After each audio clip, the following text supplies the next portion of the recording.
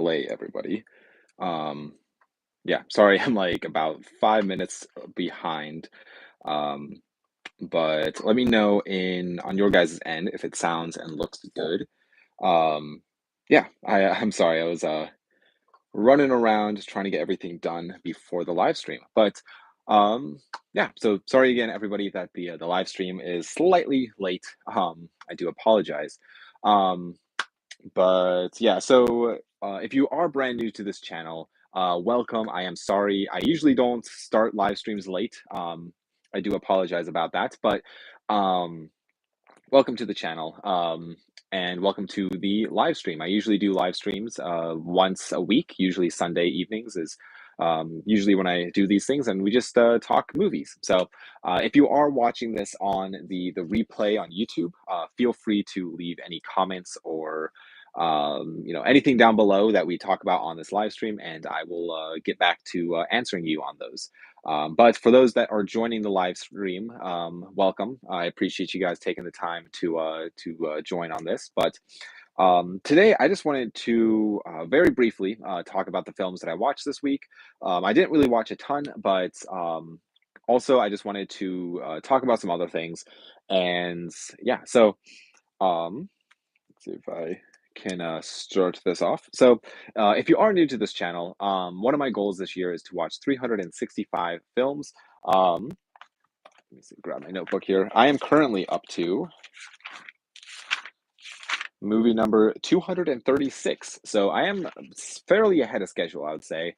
Um, so the first thing that I watched this week, this was on the 29th of the month, or this is on the 29th of July. We are now in August, which is a lot of fun. But on the 29th of July, I watched the film Port of Shadows. This is spy number 245 from the Criterion Collection. This is currently out of print. It is only available on DVD. And I didn't really know what to expect from this, but I really actually enjoyed this one. It's just essentially about somebody who um, is trying to leave this area of where he was, and he ends up falling in love with a girl, and it just there's some dramaticness with that. But yeah, overall I really enjoyed this one, and the yeah, I would highly recommend, if you are a fan of the Criterion Collection, I would highly recommend checking this out. It's only 90 minutes. It's from 1938. It's in black and white and in French. So it is a French film, but that is a Port of Shadows. Let's see, I got one comment here. Hey all, that's quite the watching goal. Yes, I was I basically I would like to try to my one of my goals too this year is just to watch more of my collection. I feel like a lot of the times when it comes to collecting movies, a lot of the times it's very easy, because I fall into this all the time, but it's very easy just to keep buying and buying and buying and not actually taking the time to watch what I have. And I still do that now. I still, whenever I am out, I do shop at, Goodwills or thrift shops or, secondhand stores. And if I come across movies that seem interesting, I do buy them, even if I haven't seen them.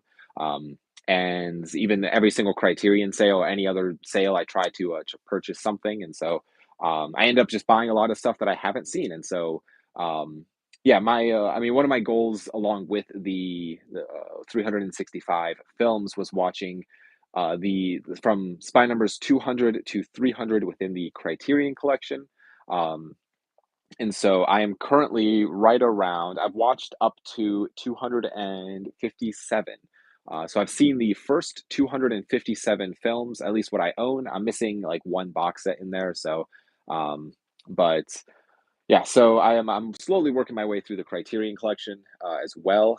Um, but the next thing I decided, so the month of July, let's see, pretty easy to fall into that. Yes, it is. It's very easy to fall because like even everything behind me, as you can see, there's a lot of stuff back there that I haven't seen, and over here, and honestly over here too. Like even behind the camera, it's just, especially when you buy up like bulks of films, like if you buy like a lot of movies, um, it's very easy just to kind of have stuff be like, oh yeah, I'll get around to watching that someday. And it does kind of give you like a little bit of a peace of mind of like, instead of saving it to like a watch list on like a Netflix or a streaming service, Um, I feel like that is a little scarier to me because it's like you don't know that might get taken down at some point. That it's like if I wanted to watch, oh, I don't know, The Cable Guy on Netflix. I don't know if it is on Netflix or not, but if I wanted to watch The Cable Guy, I don't know if it's going to stay on Netflix or if it's going to get sold to another streaming service or like. But when I have the DVD, it kind of sits on my shelf and. I'll get around to watching it. I mean, I've seen the movie, but I'll get around to watching the ones that I haven't seen. On the shelf. But the next thing, so I was like the month of July, I was primarily watching Criterion films. That was kind of like my goal was just to exclusively watch Criterion. There was a couple titles in there that I watched that weren't Criterion related, but towards the end of the month, on the 29th of the month, as well as of the 29th of July, I decided just to dive into this Giallo Essential box set. This is put out by Arrow Video.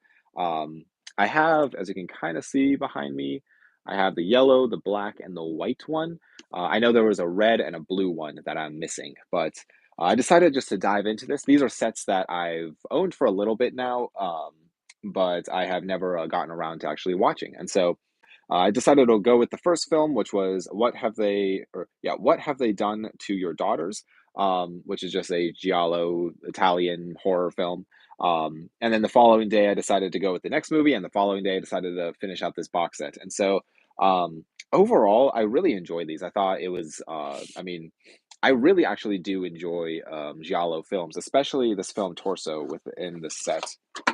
Um, if I can pull it. This was a fantastic film. I really, really enjoyed this. Um, and I think there was a 4K upgrade to this that recently got released by Arrow Video. So, yeah, I don't watch a ton of Arrow Video titles, and I really should, because I feel like they really put out some great stuff. And so that was the Giallo Essentials Yellow box set. And then the last film that I watched this week, and again, I didn't really watch a ton of movies. I feel like I've just been super busy. The last film that I watched this last night for the first time. So this was August 4th. Yeah, I technically finished it early hours of today. But this was a film by Dario Argento. This is his latest film from 2021. And the film is Dark Glasses. This is put out by Shudder and RLJE Films. And this is might be my first Shudder original film that I've seen. I have a few within my collection, but this might be the first one that I actually have sat down and watched. And I feel like Dario Argento, like in his later work, a lot of people don't like his later films, whether that is The Phantom of the Opera or Dracula or just Mother of Tears or Giallo or any of those films. I feel like um, people don't talk about those ones as much as his earlier works, whether that's Deep Red or Suspiria or Tenebrae or Phenomena or any of those other ones that I feel like people really really like, or Opera, I guess too. Um, but I actually really really enjoyed this. I don't think it's his strongest film by any means, but overall, I enjoyed it. I thought it was a fine giallo type of film. Um, and yeah, I don't know how else. Basically, somebody loses their sight and is kind of stalked by a killer, and I feel like that is kind of an interesting concept of somebody like having to, basically survive without the sense of sight. But yeah, if you're like, or if you like Argento type of films, I would say give this a try. Especially if you like just giallos. I feel like this was not talked about a whole lot. I don't hear a lot of people talk about this. So yeah, that is the film Dark Glasses. And that's everything that I watched this week. I honestly did not watch a ton, and so um, yeah, hopefully this week I get to watch a little bit more. But let's see. What is your least favorite Chucky movie? Mine is Cult of Chucky. Ooh, that is a great question. So I think I've seen the first film like two or three times. I've seen this, I don't know if I've seen any of the other ones multiple times. It's not a franchise that I like really, really love. Um, I've seen them all at least once. And from what I remember, I feel like Cult of Chucky was a little weak. I don't know if you consider the soft remake of Child's Play part of the series, um, which I have it here somewhere. This film Child's Play. I this is like, if you do consider this part of the series, this is by far my least favorite. I just felt like it kind of lost its like magic, as in the sense of like, the first movie is about a possessed doll, and so it's more, I think it's like more interesting. This one is essentially just like a killer Furby. So it's just, it's a doll that is programmed bad, and so there's, I just feel like it kind of takes like the supernatural element out of it, and just this killer doll, and I just feel like it's not as, what's the right word? I feel like I didn't find it as interesting as the other films, but I'd say that's probably my answer. Um, let's see, I've never seen the Godfather movies. Why is part three so hated on? No spoilers, lol. So I think a big part of it, is I feel like, so to be honest, I've only seen the Godfather films one time, all of them at least one time through, and it definitely has a tone shift. I feel like he made Godfather 1 and 2 kind of close together, and then part 3 was like several years later. And so I feel like by then it kind of like, the films got notorious for being like some of the greatest films. I mean, both films, part 1 and 2, both won Best Picture the years that they came out. So I feel like in a way it was like, it was like a, um, it got a reputation, and I feel like it people had high expectations for it, and I feel like it just didn't live up to those expectations. I'm sure there's other factors too. I have not seen the Francis Ford Coppola like director's cut or whatever that semi recently came out. I've not seen that version, so I have no idea if that version is actually better than the original one, that like the theatrical cut or not. I've been wanting to sit down and rewatch the entire series, but um, it's just been a while since I've done that. Um, and Sean says hi, hello, welcome to the live stream. Um, and what movie is better, Alien Three or Alien Resurrection? Um, excuse me. Oh, allergies. I would say so. It kind of depends on your what you're going into the movie like expectation wise. So Alien Resurrection, I always say if you don't take it seriously, it is a fun film. I mean, Sigourney Weaver like does a, shoots a basketball in a hoop over like behind her back in the film. If that gives you any kind of expectations within the film, Ron Perlman is fantastic in it.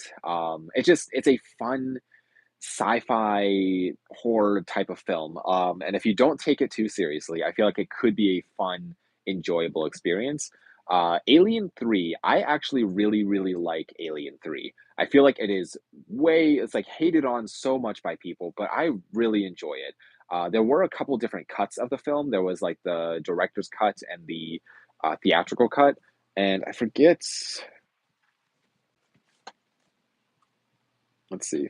The theatrical cut is 114 minutes long, and the special edition cut, which came out in 2003, was 144 minutes long. So it's quite a bit longer. Um, I think they added a few things, and I don't know the full comparison between the two, but I really enjoyed Alien 3. I feel like it's a fun film that gets so much hate, and I love the concept of it.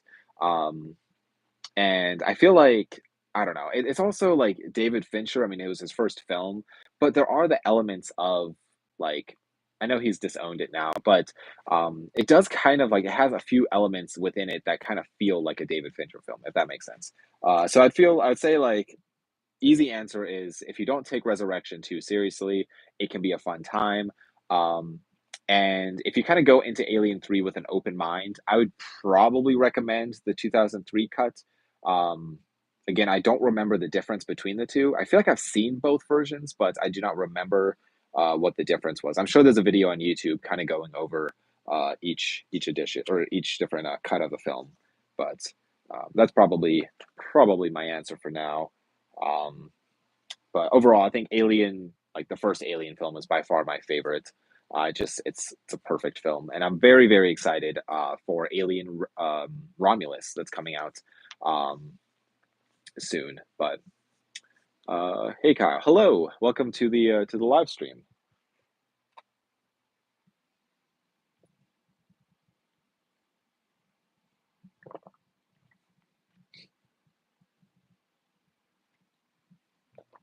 So I don't know if I should say too. I do apologize to all of my subscribers and people who watch um, every all of my videos. I do apologize. I did not release a video this week.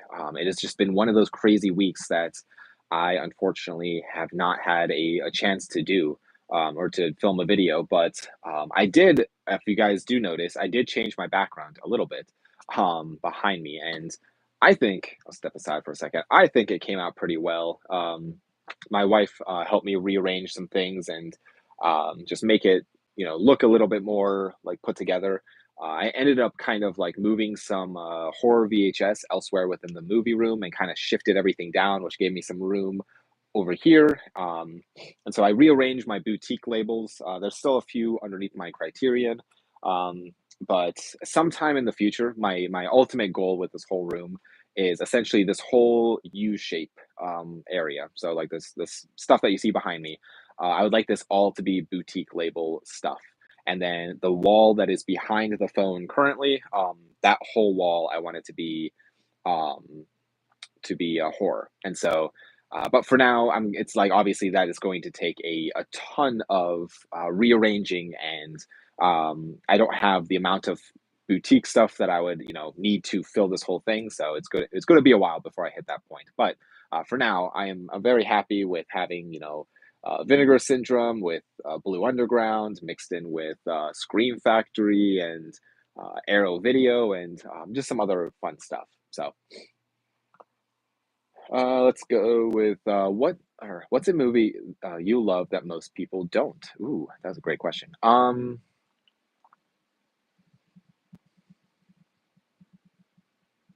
Hmm.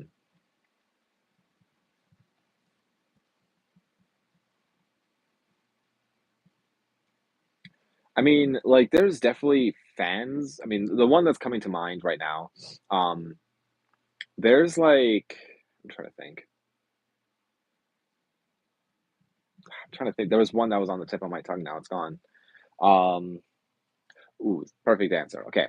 So most people don't like these movies, but I absolutely love them. They're definitely like a guilty pleasure for me, and that is um the whole franchise of Resident Evil. I think I've talked about this too. I love the Resident Evil films. Um, I feel like most people don't like them, but I love them. And another answer would be Alien versus Predator. I feel like most people don't like that first, or they hate. I don't. I should say I don't like the second film, but I love the first Alien versus Predator. And I'm trying to think. Um, I'd say Friday the 13th Part 8. Love Friday the 13th Part 8.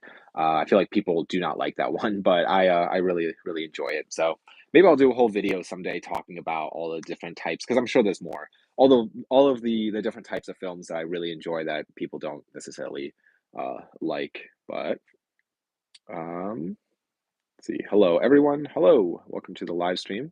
Um, does the Michael mask come out of the box set in your top corner? So no, it does not. I let me see if I can get it down.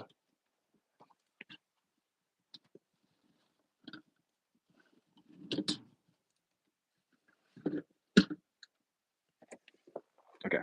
Um so this is the Halloween 30th anniversary 6 disc collector's box set. This includes Halloween on Blu-ray, the Halloween extended cut, Halloween 25 Years of Terror, and then Halloween 4 and 5. Very odd arrangement of films, in my opinion. I feel like, Halloween 2 probably should have been in here or something, but yeah, this was put out by Anchor Bay, but this is not the Anchor Bay films that I collect necessarily. This is after they sold the company, but this kind of slips off. If I can, not drop it. And then the mask itself is like, I don't know if you can tell, it's like this like plastic thing that is within inside. You can kind of like squish on his face, which is kind of fun. But no, this does not come out. It is its own like thing, and then you have the movies back here. But yeah, this is one of my favorite box sets I think I own. I definitely spent way more money on it than I would like to admit. Um, but I absolutely love that set. I think it's like a cool looking box set. But um, yeah, it looks like things shifted slightly up there. Now my Anchor Bay tins are slightly crooked, but I'll deal with that after the live stream. Let's see. Hi, Kyle. Hello, Marco. Welcome to the live stream. Um, the newest Candyman movie um is it's just a this or let's see, good grief. The newest Candyman movie is it's just a sequel to the first one. I know to my Todd is in it, or Tony is in it. Um, I actually have not seen the newest Candyman film. I actually out of all the Candyman films, I've only seen the first movie. But I own the Candyman 2 and 3. I need to get around to watching those, and I should get around to watching the newest one too. But I can't say if if it is a sequel or if it's like a remake or what it is. Um, when did you first start collecting physical media?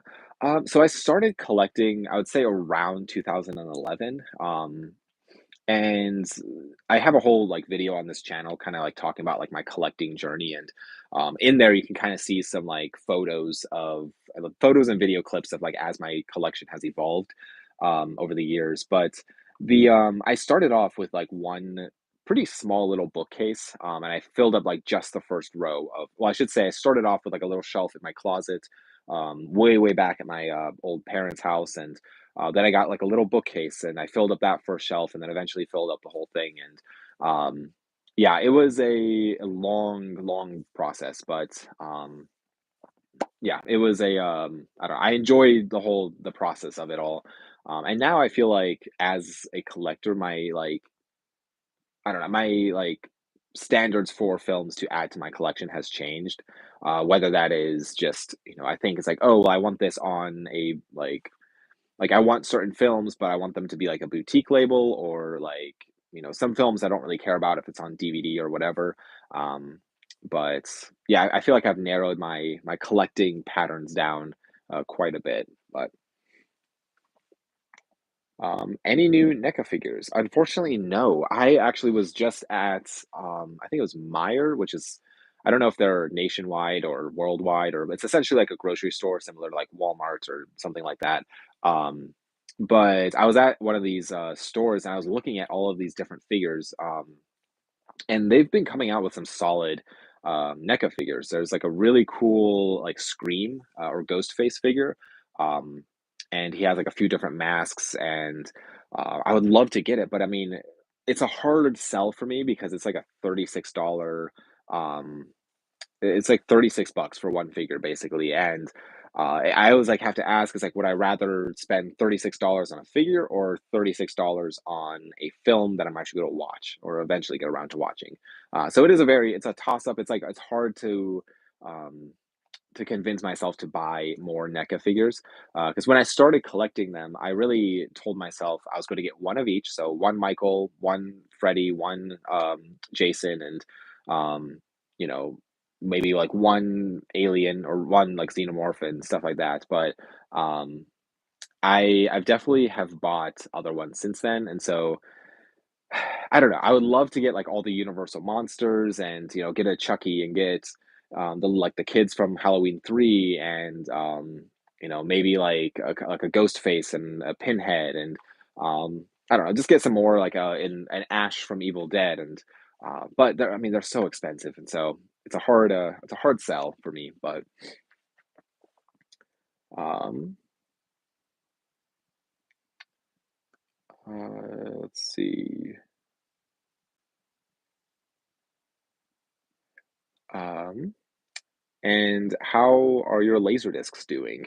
Yes, so I would like to I need to actually just take a month and just exclusively watch just Laserdisc because there's a ton of Laserdiscs within my collection that I really, really want to get around to watching, but I have just like I don't know, I feel like it is so much more satisfying to like I don't know. It is satisfying to like when I watch one of these films to be like, okay, I've seen that movie. But with Laserdisc, it's like they're kind of over on the other side of the room, and I'm like, I'll get around to it. But I really should sit down and actually start watching more of those because I feel like they really are like fantastic to have in my collection. Um, Same thing with VHS. I feel like I have so many like VHS that I have not seen that I really should just actually, start watching. Um, Let's see. What makes boutique films better? That is a great question. One second.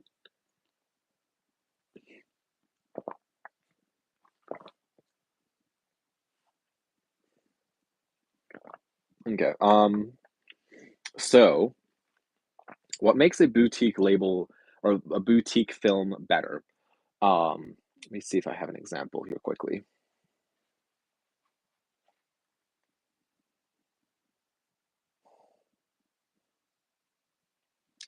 So I'm trying to think of a good example. Okay, so this isn't necessarily every single boutique label. They don't necessarily go into this amount of effort. Some do and some don't. This is an example of Drive. This is the 2011 film and this is put out by a company called Second Sight. This is a Australian company, I believe. Um, but you can already see it is in this really thick, nice box. Inside, you have the movie on 4K. You have the novel that the movie is based off of. You have postcards, and you have like a whole book about the behind the scenes, and you have. I guess I can show it to you. Um, this is an extreme example of what boutique labels can really do, but um, you have here like just all of this information from the film. You have like storyboards and just just all kinds of different stuff. And this is a hardcover book that is in just fantastic to have. Um, let's see if I can put this back together. So I would say what makes it more like what makes it fascinating to me is that, this is just one example of a film that um, they went in and they put together this whole box set for one movie. And there's all this behind the scenes footage. There's all of this stuff versus your standard Blu-ray, which would just have just the film and maybe some special features. I'd say the biggest thing about a boutique label is that it has special features is one thing. Um, and another like thing with it is the restoration. So some older films, whenever you get like the film print, I mean, a perfect example of this would be Dario Argento's Opera, where throughout the years for different it was like it's an Italian horror film technically. And so throughout the years the film has been, had subtitles on it, has the aspect ratio, so like the size of the picture has been cut and moved, and like so in some editions of the film you can see like lights hanging down for like, set lights, and stuff like that. But recently there was a 4K upgrade to it where they basically went in, found the correct rate or aspect ratio, and went through and cleaned up the picture. So there's not scratches, there's like the audio sounds better, and there's just like overall it just looks like it was supposed to look when it was first made. Um, and I think that's what boutique labels like. What I really appreciate about them is that they go through and actually make a film look like the best it's ever looked. And also along with that, some boutique labels, there's films that are impossible to find. They are movies that like they might only exist overseas. If you are in America, they might exist only in Europe, and so not everybody has access to a region-free player. So stuff like Criterion, where they find films from around the world, they might be finding films that you would have never even heard of before and exposing people to these really nice editions of these movies. And so that's like, in my opinion, that's what makes a boutique label better. Another big one, it is a curated collection. And so, especially when it comes to Criterion, I feel like it is a curated collection where it is this company who they like specifically only focus on certain types of films to add to the collection. And so, in some ways, instead of like you watching just a ton of mediocre films, hoping to find like one or two good ones, Criterion has already done that. They have picked out specific films that have impacted cinema overall, or impacted films that, without one of these movies, we might not have this, this, and this, and stuff like that. So, um, I feel like I don't feel like I'm wasting any money or time when I watch Criterion, because I feel like it is worthwhile doing. Hopefully that makes sense. I feel like that was kind of a long-winded answer to that question, but um, how has being a lover of movies helped you grow as a person? Ooh, that's another great question. Um, I would say like it is fascinating because like movies have like a lot of power. They can like change your perspective on life, and then change your perspective on others, and change your perspective on different cultures and different backgrounds. I would say like like one of the things that like makes me sad is like when people are like, yeah, I just watch movies like in the background, or just something I want to turn my brain off and watch. And I definitely think there is a time and place for that type of entertainment, but I don't really view movies as like just purely entertainment. I almost view movies as like um something to learn from, something to grow as a person from. And I feel like film has, like, as I said, it has a lot of power. And so, um, there's a lot of these different cultures and different backgrounds and different types of films that I would not have been exposed to um, in real life. I might, I'm probably, I mean, I never say never, I guess, but there's probably, it's an unlikely chance that I'll make it, I'll go to Russia someday, just say, or I'll go to Japan, or I mean, I might. The thing is, I might go to these places, but it would take a lifetime to understand the full cultural history of somewhere, um,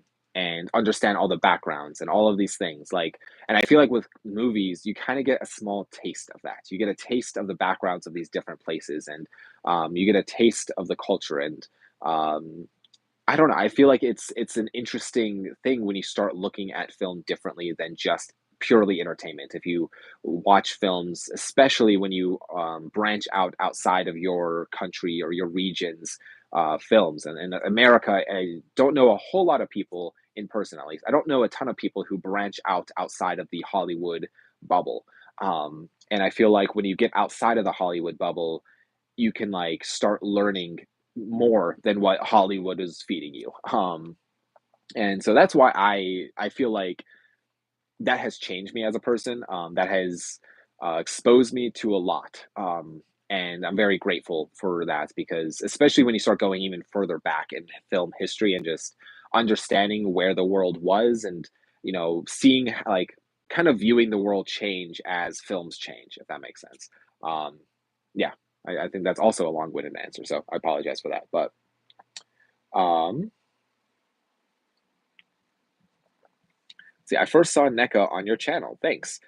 Thank you for shouting that out. I don't know why I said thank you, but yeah, that's fantastic. That makes me happy, because NECA is a great company. I would love to purchase more, and in my opinion, NECA figures are some of the hot, like the nicest like quality figures for the price point and like the mass production. I feel like there's definitely nicer figures out there. I don't know the brands. Like I think there's like Sideshow is a brand, if I'm not mistaken. Um, Something like that, I think. That is a brand that, as far as I know, is actually a decent brand, but some of those figures get very, very, very pricey, and then you have to like special order them. And but NECA, I mean, you can go to your local Walmart and buy a NECA figure, which is fantastic, because I feel like the amount of detail on one of them is a lot for what the price point is. So um, I feel like for 30, $40, you can get a very, very nice little detailed figure. Um, but yeah, that's awesome that you found NECA through here. Um, see, movies help me understand the world more intimately. Yes, that's a great answer to that. I agree. I feel like it helps you understand people and understands just the world. And I love it. I absolutely love it. Um, see, looks great. I'm not sure if I've seen Drive yet. Yeah, you should definitely check out Drive. I really, really enjoyed the film. Although, if you do watch it, do not watch the trailer. I feel like the trailer made it out to be something that it's not. Um, and I think it got like mixed reviews when it first came out because I feel like it was people went in with a certain expectation and it was not that. And so yeah, I definitely just go in blind and just watch it um, because I really enjoy Drive. It's definitely in my top 10 favorite films of all time, I'd say. Um, what's a hidden gem you'd recommend most cinephiles are unaware of? That is a great question as well. Um,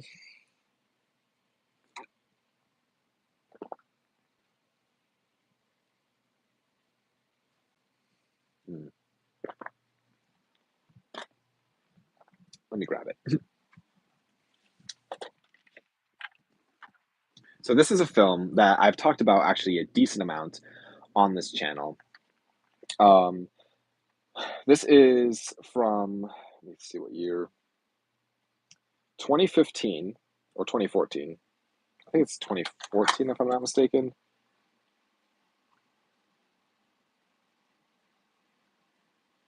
It's either 2014 or 2015. I apologize.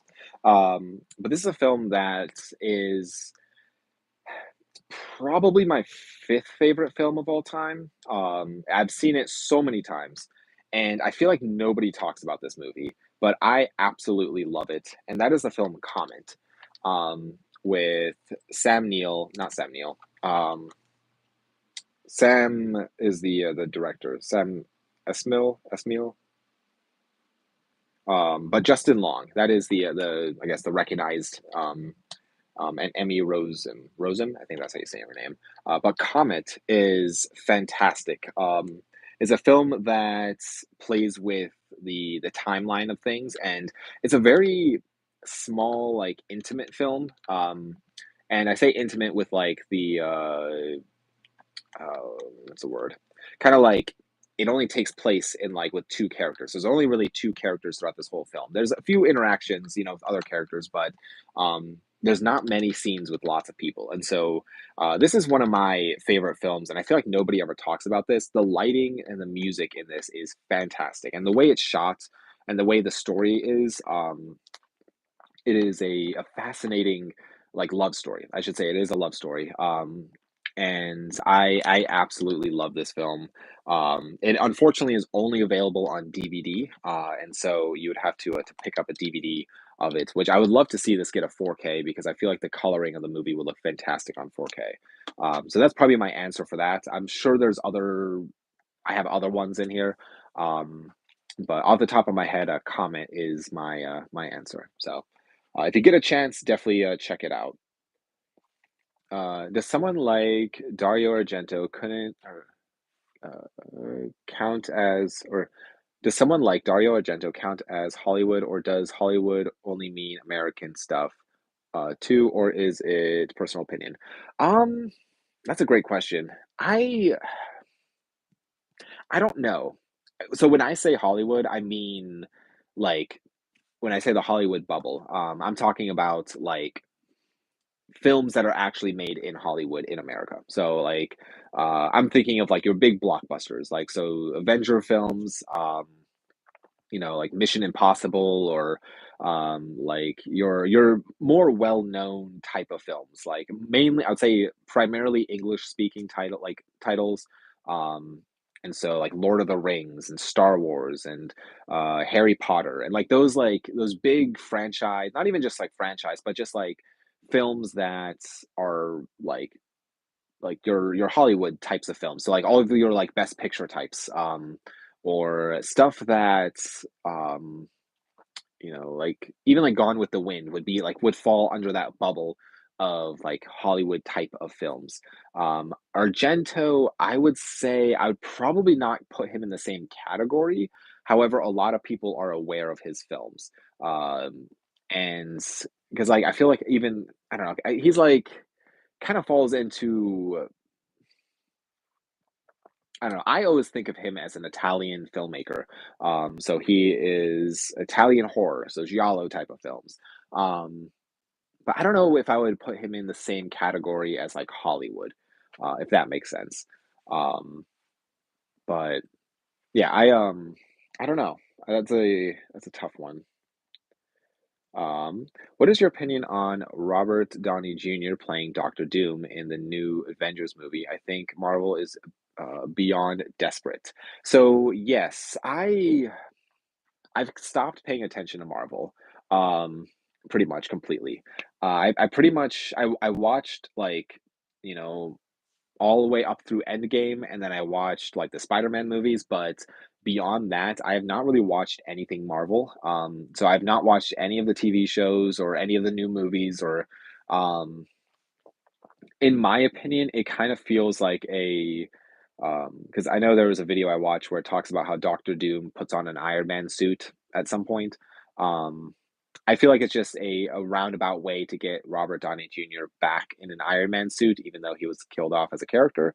Um, and so I feel like I don't know. I don't know how I feel about it because it's like I feel like that kind of takes away a little bit of the weight of Endgame, where this character that everybody really likes is now coming back, and I just feel like it's a weird choice on their end.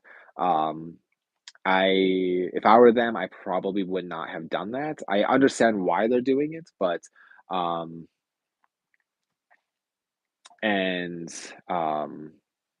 I feel like it is. I don't know. Like Yeah, I feel like it's a weird choice in my opinion, to have Robert Downey Jr. come back to the Avengers world even, and I do look at it as a desperate, a last straw basically of, between bringing back the Russo brothers to direct and that, and it's just and Robert Downey Jr. coming back, it just feels like they're trying to recreate the magic of or of Endgame, and that's why I always thought that they really should have quit when they were ahead. Um, they should have just after Endgame, I think they should have just wrapped it up. And if it was, I understand they're making a ton of money right now, but like, um, I don't know. I have not seen. I should say I've not seen all of them. I mean, I heard Deadpool Wolverine was good. I've not seen that yet.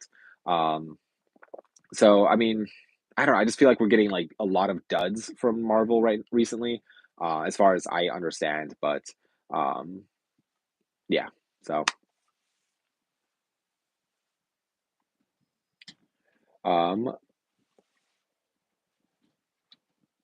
let's see. What misconceptions are there about being a physical media collector and or a movie watcher?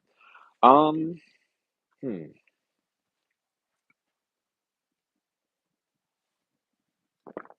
I would say when it comes to like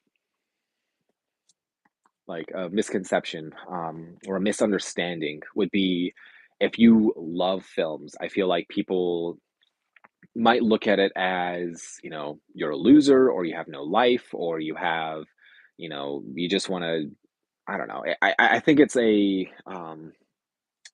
like sometimes people don't fully understand why you love films. I think something that is nice about movies is I would say arguably everybody out there has seen a movie or enjoys a movie. I would say everybody out there at least has a favorite type of movie, or something that they enjoy watching.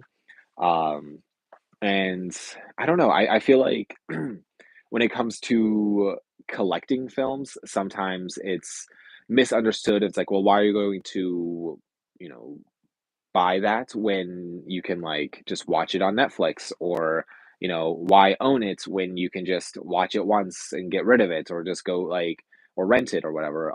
It's like, are you ever actually going to rewatch this stuff? And I think that is in a way, a fair argument. However, I do disagree with it because it's like, I love the idea that if ever I'm like thinking about a specific scene of a movie that I watched in the past, or if I wanted to hear a commentary on a movie, I can just like, here's a good example. If I wanted to go back and watch, because I know the Olympics are going on, this is the Tokyo Olympiad from 1965. And if I wanted to go back and watch this, which I've seen this and it's fantastic, um, I could go back and watch this. And there's nothing like stopping me from doing that. And I don't have to search for it on a streaming service and realize that this streaming service bought it, and I have to. It's just more of a headache to like try find it on a streaming service if you even can find it on a streaming service. Um, but I feel like when people, you know, sometimes when they see a movie collection, it just, one of the thoughts is, well, it's all on Netflix, or this is all obsolete, or whatever. I mean, um, I don't know. It's also just like, I love collecting for the sake of, I feel like this is a outward expression of who I am as a person. So I think those are just some of misconceptions of collecting and what like loving film. And I think when people think of like, oh, like I love movies, um, they think immediately of like, oh, I like, the Avenger movies, or I like only what's in theaters, or only the films from the last, 5, 10 years. But um, I'd say that's probably like, I mean, that's not true for me because I love everything. I mean, even back to the 20s, and even 1915 and stuff like that. It's just really old stuff. I don't know. I love like the history of film. So that's probably just a couple misconceptions, I'd say. Hopefully, if that answers the question. Um, let's see. Thanks, Kyle. I wrote it down. Comments. Sweet. I hope you enjoy it. What is your favorite Robin Williams movie? Ooh. Um,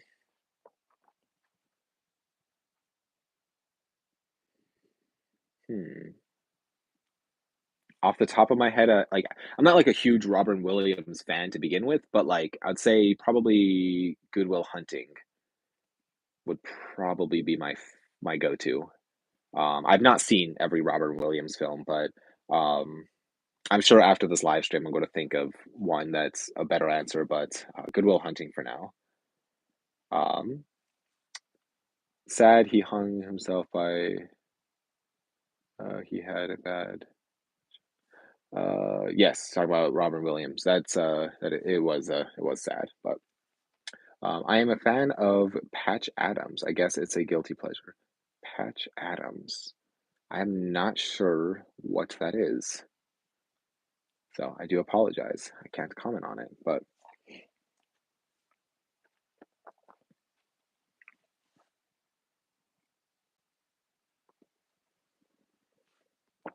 what is your favorite foreign film? That's a great question. Um, hmm. So one that I've talked about this several times. Um, that I'm trying to think. Yeah, I've talked about this several times on this channel, and it is just a go-to that I really, really do enjoy, and that is the film Contempt, Contempt, I should say. This is from 1963. It's from filmmaker Jean-Luc Godard. It's in French. This DVD is a Criterion DVD that is out of print. However, I know there is a 4K transfer that I would love to find at some point of this film, because this is a beautiful film. um, I really, really actually like this one. It is, again, a love story, but kind of. In a way, it's a love story. There's love elements to it, but especially the music. The music in this film is absolutely fantastic. I really, really enjoy this one. I'd say if you get a chance, check it out. Especially if you like Godard films. His most famous, I would say, is arguably Breathless, but um, and Yeah, I need to get a copy of it on 4K because it's probably my favorite. Um, let's see. I have a couple comments. Let's see. I have the 4K of Contempt, and it looks amazing. Great film. That's awesome. Um, yeah, I need to. I would love to find a 4K copy of it. I know it's out there. I forget who released it. It might just be a regular 4K release, but um, let's see. Did you get the Nun story with Audrey Hepburn yet? I'm waiting for the price to drop. The Nun or the Nun's story. I have not even heard of it. Um, I will have to check it out after this live stream because I am not aware of it. Um, but do Europeans think American movies are foreign movies to them? I'd say probably. I mean, by definition of a foreign film, that would be an American film is a foreign film. It's kind of like even like thinking of like a film made in Canada is technically a foreign film to America. Um, or like a even like a film in England, even if it is an English speaking title, that's technically a foreign film. So I mean, there's films in here that are made in for or made in like Mexico or England or Canada or whatever, which I still consider to be a foreign film. Because there's like I feel like there's a difference between foreign film and a foreign language film. Um, so like if your language is primarily like Chinese, then any English speaking title is a foreign language speaking film to you technically. So I would say if I lived in Europe, I'd say I would consider American films to be foreign films. Um, I some people might disagree with me on that, but I don't know. That's how I view it at least. Um, Contempt from John Lugadar. I'm putting it on my bucket list. Yes, it's fantastic. Do you find yourself reaching um, all of the different actors, art? Do you find yourself researching all of the different actors, artists, directors as you watch films? Yes and no. Um, I'd say actors, not so much. And directors, probably the most.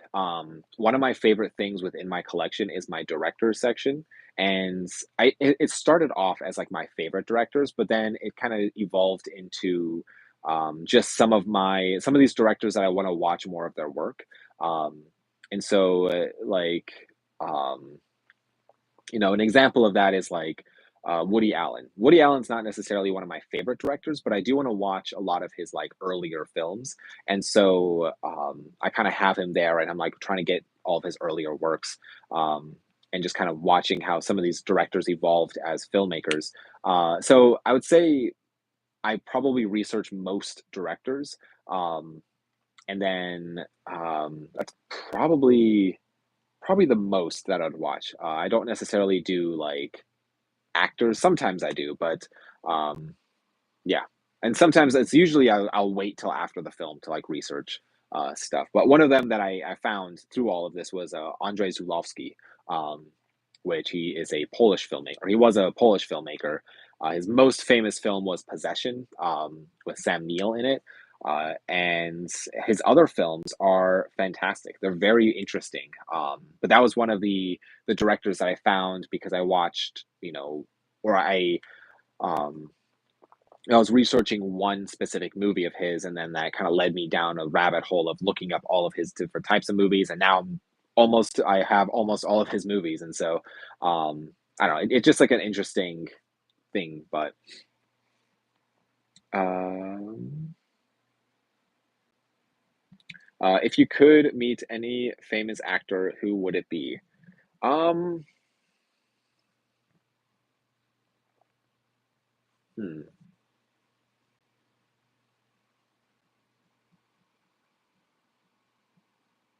that's a great question. I'm not sure. Um,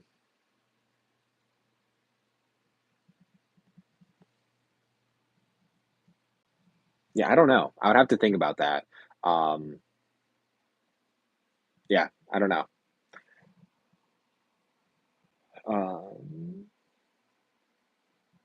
see, one of Hepburn's best performances, and Warner Archive and Warner's Archive. The transfer must be spectacular. Um, I'm assuming you're talking about the Nun story because Hepburn was mentioned earlier. I'm assuming that's awesome. I'm gonna have to look into that. Just one movie. What's the just one movie? What's the definitive Godzilla movie and the definitive King Kong movie? I know there's way too much. So I would say the definitive King Kong movie. This might be a controversial pick, but I would say the Peter Jackson. Now, some people would say the original, which I do like the original, and some people would say the newer King Kong films. My personal favorite is the Peter Jackson King Kong film. I feel like it is it's like tells the story of King Kong in the most interesting way. Some of the CGI doesn't fully hold up, but overall, I would say Peter Jackson's King Kong would be my favorite. As far as the definitive Godzilla, that's a hard one because I've not seen all the Godzilla films. And I didn't necessarily even like the Godzilla from 2009. I thought it was just okay. I think it was 2009. Um, I don't know. I would have to think about that because there's a lot of different types or different Godzilla movies. Yeah, I don't know. I mean, if you want the original from 1933, I feel like that was a fun film. It's a Japanese Godzilla film. I have it here. Um, 1954, not 33. Sorry, 1954. Um, this is like a fun. There's fun packaging on this one, so I have to show it quickly. But it's like it's a fun addition. Um, but I do believe this is in black and white. So is it?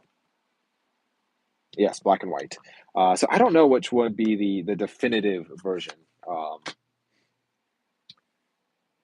but also, I should say the Peter Jackson film came out at like the right time for me as a viewer. So I feel like maybe that's why I like that one most. But have you seen the how many films? He has multiple in the Criterion Collection. Watched uh, Night for the first time. Amazing film. Um, I do not think I. What are other? I'm sorry, Brett. Sat. Is that how do you say that? Satur something Ray. I apologize. I do not know how to pronounce that. Yeah. um. Yeah. I'm not sure. I'm not familiar with that filmmaker. I apologize, but the King Kong versus Godzilla. Yes, King Kong versus Godzilla. Honestly, was a fun. Um. The Was a fun film, but never saw or never say never. I pre-ordered Caligula because it is a new cut with complete alternative takes. Yes, I would like to get it. I know like there's a 4K transfer out there. And Umbrella, I believe it's Umbrella Entertainment put out or is putting out a very nice edition of the film, but it's like $100 for this specific 4K. I think they make a single, just like a single version of the movie, but I kind of want to go all out and get like the really really nice edition. Um, but I've never seen the film, so it's like I've had it for years. I've just never gotten around to watching it. I have the R-rated cut of the movie, which I know they cut a bunch of stuff out, but um, yeah, I would love to check it out at some point. Um, let's see.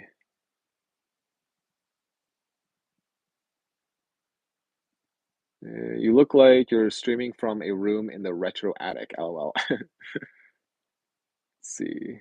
I unfortunately am not. I am in my basement, but I'm assuming you're talking about the same retro attic from like the store, but um I'm assuming because um yeah, it's If you are, then you are a fellow Northeastern Ohioer.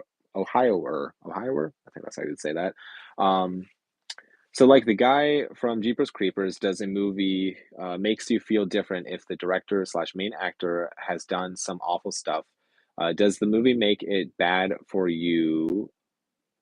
Where do you go? Bad for you. I separate art from artist. So yes, that is a an interesting thing that I think I've talked about it briefly on this channel where um I know the director from Jeepers Creepers. He's not a great dude. I feel like he did some not so great things, and so um, I tend to separate art from artists. Um, there, because there are some fantastic films made by really, really awful people. Um, and ideally, like those people should not necessarily have a platform to speak on, if that makes sense, in my opinion, at least. However, if if it comes out like I'm trying to think of an example, like if it comes out that David Lynch has been doing terrible things, um, that's not going to like that's not going to make me dislike his work because I feel like his um, the films of David Lynch I absolutely love, and I look at them as beautiful pieces of work. But if it comes out that he said these like he did this bad stuff, what's nice about film is that it's not necessarily made within just a vacuum of like one person making a film.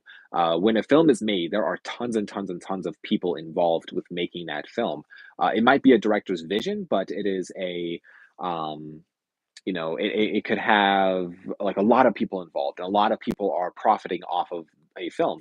And so I try to always remember that when it comes out, like, oh, this director might have said something or done something, or, but like in reality, it's just like all of those other people, like there's like a sound guy and a light guy and, a script writer and, there's supervisors and all of these different people. All of those people um, should not like suffer from one person's actions, if that makes sense. And so I try to watch movies within a vacuum, and kind of take like outside stuff out of the film and just watch the film as a piece of art. That's how at least I view it. And I know some people can't do that. I know some people it's like when they find out that this specific actor was doing something that ruins all of the films for them. And um, I don't know. I try to just to watch it as its own thing, because I feel like as I said, it's just there's a lot of people involved with making a piece of art, and so I don't know. That's at least how I view it. And it's a tough conversation, a tough subject, um, because there's so much, and especially with the internet and just like I feel like just so much comes out about so many people and about their past and all of this stuff. And I don't know, I always try to remind myself too, we're all human, like um there's things that people do that I don't know. Let's go back up here. Wow, I am behind on comments, I do apologize. um Have you seen the Super Mario Bros. Movie? I have not. No. See, I prefer the 1976 King Kong as a 9-year-old. It was awesome. Yes, 1976 King Kong. Is that the one when he's on the Twin Towers? I think it's not. Is that the 1976 version? I've gotten so mixed up with all the King Kong versions. But I think that's the one with Jeff Bridges. I think. I could be mistaken. Um, but if it is, it is an awesome film. But um, let's see, I like Godzilla minus one, but original is still my personal favorite. I have not seen Godzilla minus one yet, but I really, really want to. It is high on my list to get around to watching. Um, but let's see, he's an Indian filmmaker from from the 50s and 60s. He other or his other films in the Criterion Collection are Hero, music film, Diva, but most known for the Apu trilogy. Yes, yes, yes, yes. Okay. Yes, I have the Apu trilogy. I've not watched it yet. But I think this is the only pieces of work that I have from this filmmaker. Um, I need to watch these. I know these just came out on 4K, and of course I have the Blu-ray, but um, yeah, I need to get around to watching those. Um, I feel like we don't get a ton of Indian films, or films from India within the Criterion Collection. But see. See, I've never seen Caligula either, man. Yeah, it's one that like it's been on my radar, but I've just never gotten around to checking it out. But was there a horror movie that the um MPAA completely ruined for, or for me, it's Friday 13th Part 7, but Part 7 is still my favorite Friday film. Yes, so there's like I'd say there's a few that like the rating board basically came in and just like completely destroyed. Um, I'm trying to think of an example. Hmm.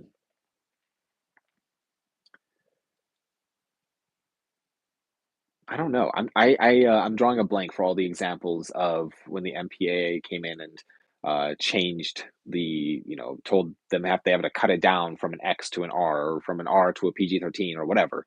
Um, I feel like that happens a lot actually.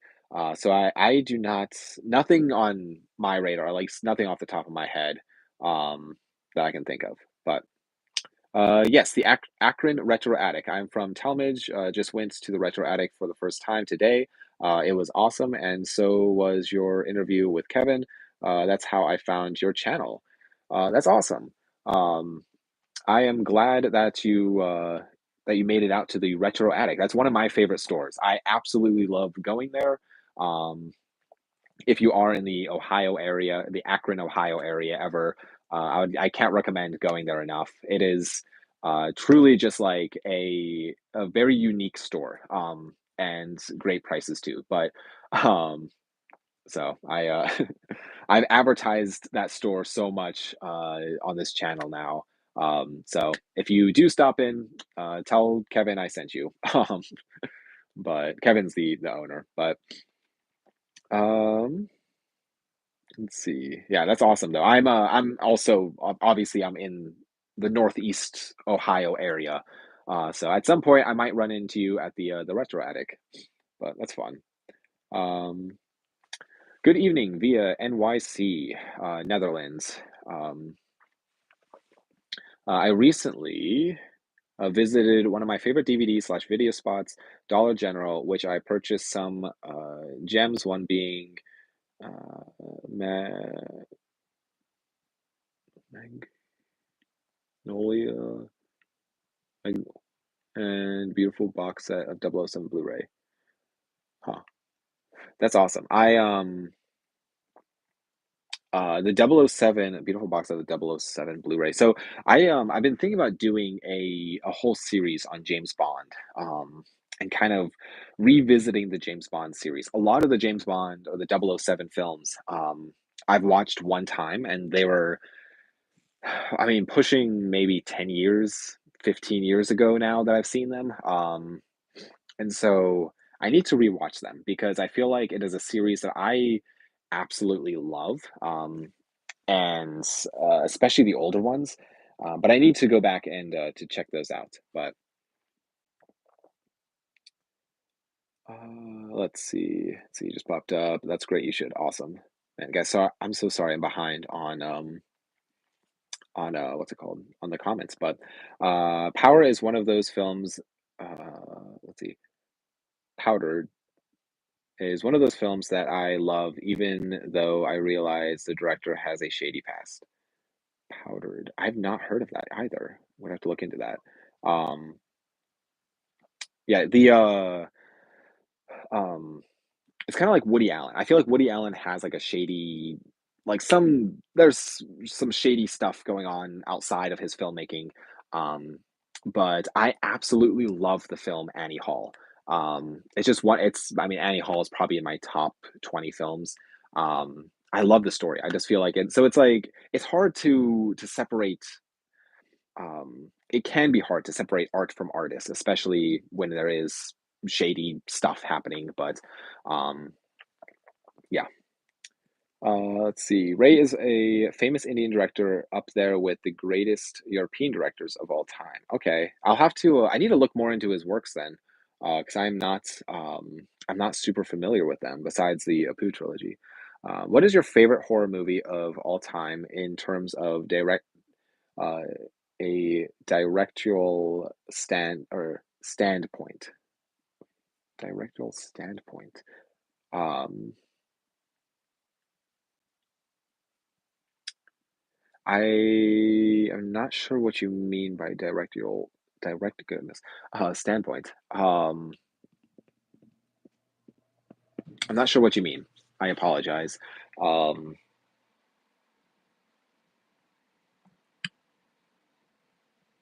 um,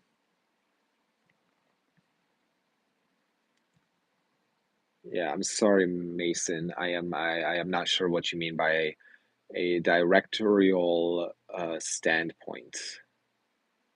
Um, But if you comment again, I'll get back to it. If you, I guess, explain. But yes, Apu hashtag classic my mother's era. The Apu trilogy is on my bucket list now. Yes, I need to. I really need to get around to watching those. But Child's Play is my personal favorite. Tom Holland's masterpiece. Child's Play is my personal favorite. Tom Holland's masterpiece. Um, huh. Yeah, I need to rewatch the Child's Play films, or the Chucky films, but um impacts my top 15 directors of all time. Each time or each film is a masterpiece. I need to check out more of this guy's work then. This Ray guy. Um let's see, that's great. You should. What's the definitive vampire and zombie movie in your opinion? Um yes, so I would say off the top of my head, zombie would probably be either Night of the Living Dead, which is the original OG zombie film, or Dawn of the Dead, which is two fantastic films. Um, as far as vampire, I'd probably say Dracula, um, and I'd probably say the original Dracula. I absolutely love the original Dracula film. Um, I feel like or the I don't know. It's a hard one because there's so many adaptations of the Dracula story. I'd probably have to go with I'd probably have to go with just Bela Lugosi's Dracula off the top of my head at least. What do you do for work? Yes, so I am a wedding photographer and videographer. So I work for myself, which is fantastic. But yeah, I do wedding photo and video and engagements and couples and all of those types of photos and videos and stuff like that. So, but that's what I do. Or let's see, my grandmother was fun or was a fan. Okay, yeah. My grandmother was a fan. I really like Woody Allen's Stardust Memories. I've not seen Stardust Memories yet. I need to check it out. But how about Dracula's Daughter? I have not. Ooh, I don't know if I've seen Dracula's Daughter. I have.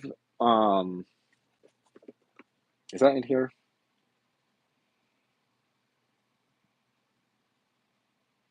Yes, Dracula's Daughter is in here in this Universal Classic Monster Movies.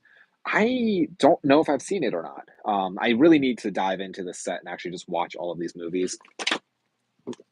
Um, but yeah.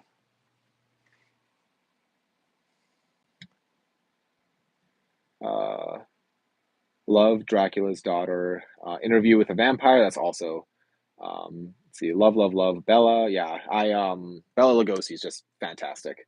Um, Dracula meets the Wolfman. That's fantastic. Yes, you must. Okay, I think I'm caught up on comments.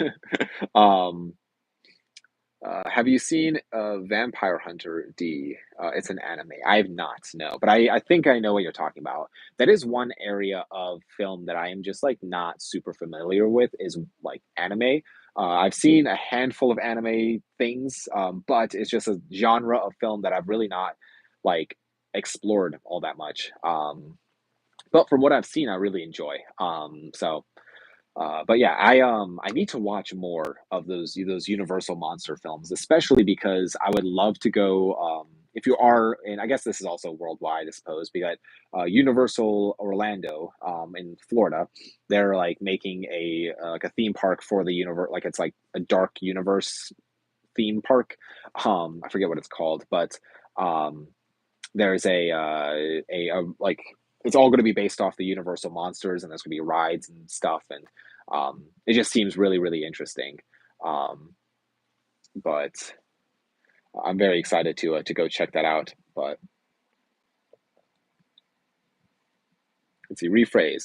What's your favorite horror film based on the director's style? Like mine is the 1978 Halloween, due to the practical effects and use of blue light. Ooh, yes. That's a okay. So,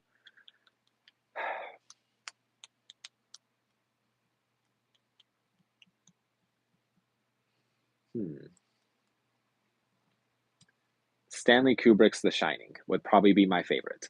Um, I think it's also it doesn't help that my favorite director of all time is Stanley Kubrick, and so the Shining I feel like just combines all of what he um, like how he tells a story, um, like or I should say how he told a story. I feel like that is what makes The Shining so good. Um, but that's probably be my answer for now. I'm sure as soon as this live stream ends, I'm going to think of 8 different examples. But um, let's see. Dude, you've got to watch Dark City from the '80s. Hashtag anime. I've seen Dark City like the live action. I think it's live action version of the film.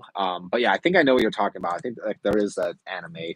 Um, I don't know if it's the same if they're correlate like if they're the same thing or not. But yeah, I'll have to check that out.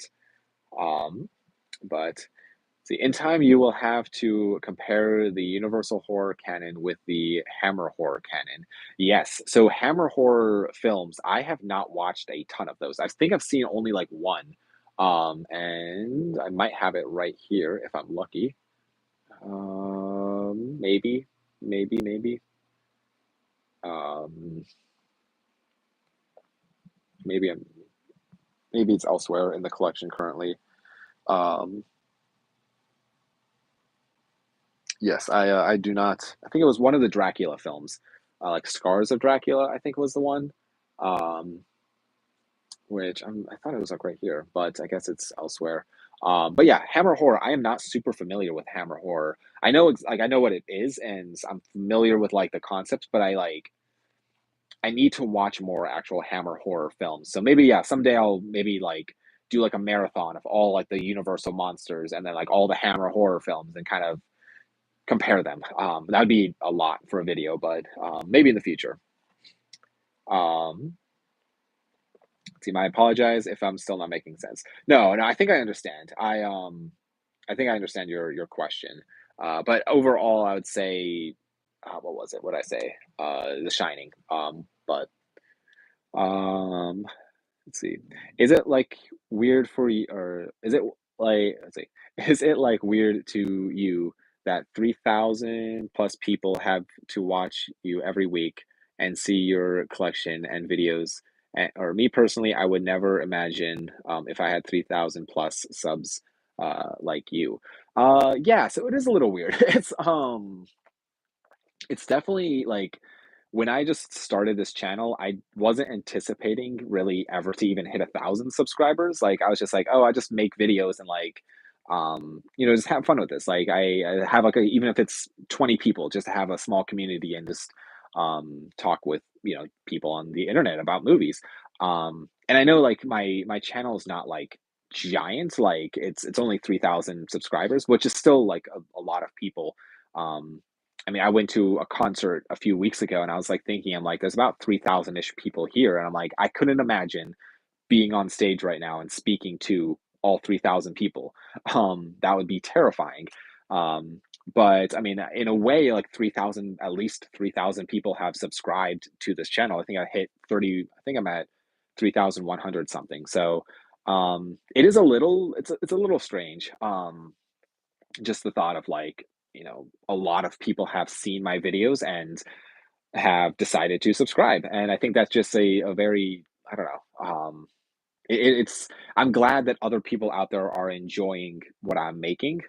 That is just I'm glad that you guys are enjoying the content that I'm making. It makes me happy. So um, I don't know if I can inspire somebody to go out and watch a film and maybe have a different perspective on film, or go and explore something like the Criterion Collection, or go outside of their comfort zone when it comes to films, or if I can expose somebody to something that I love, and like if they can also love it too, I think that's like just a fantastic win-win for everybody.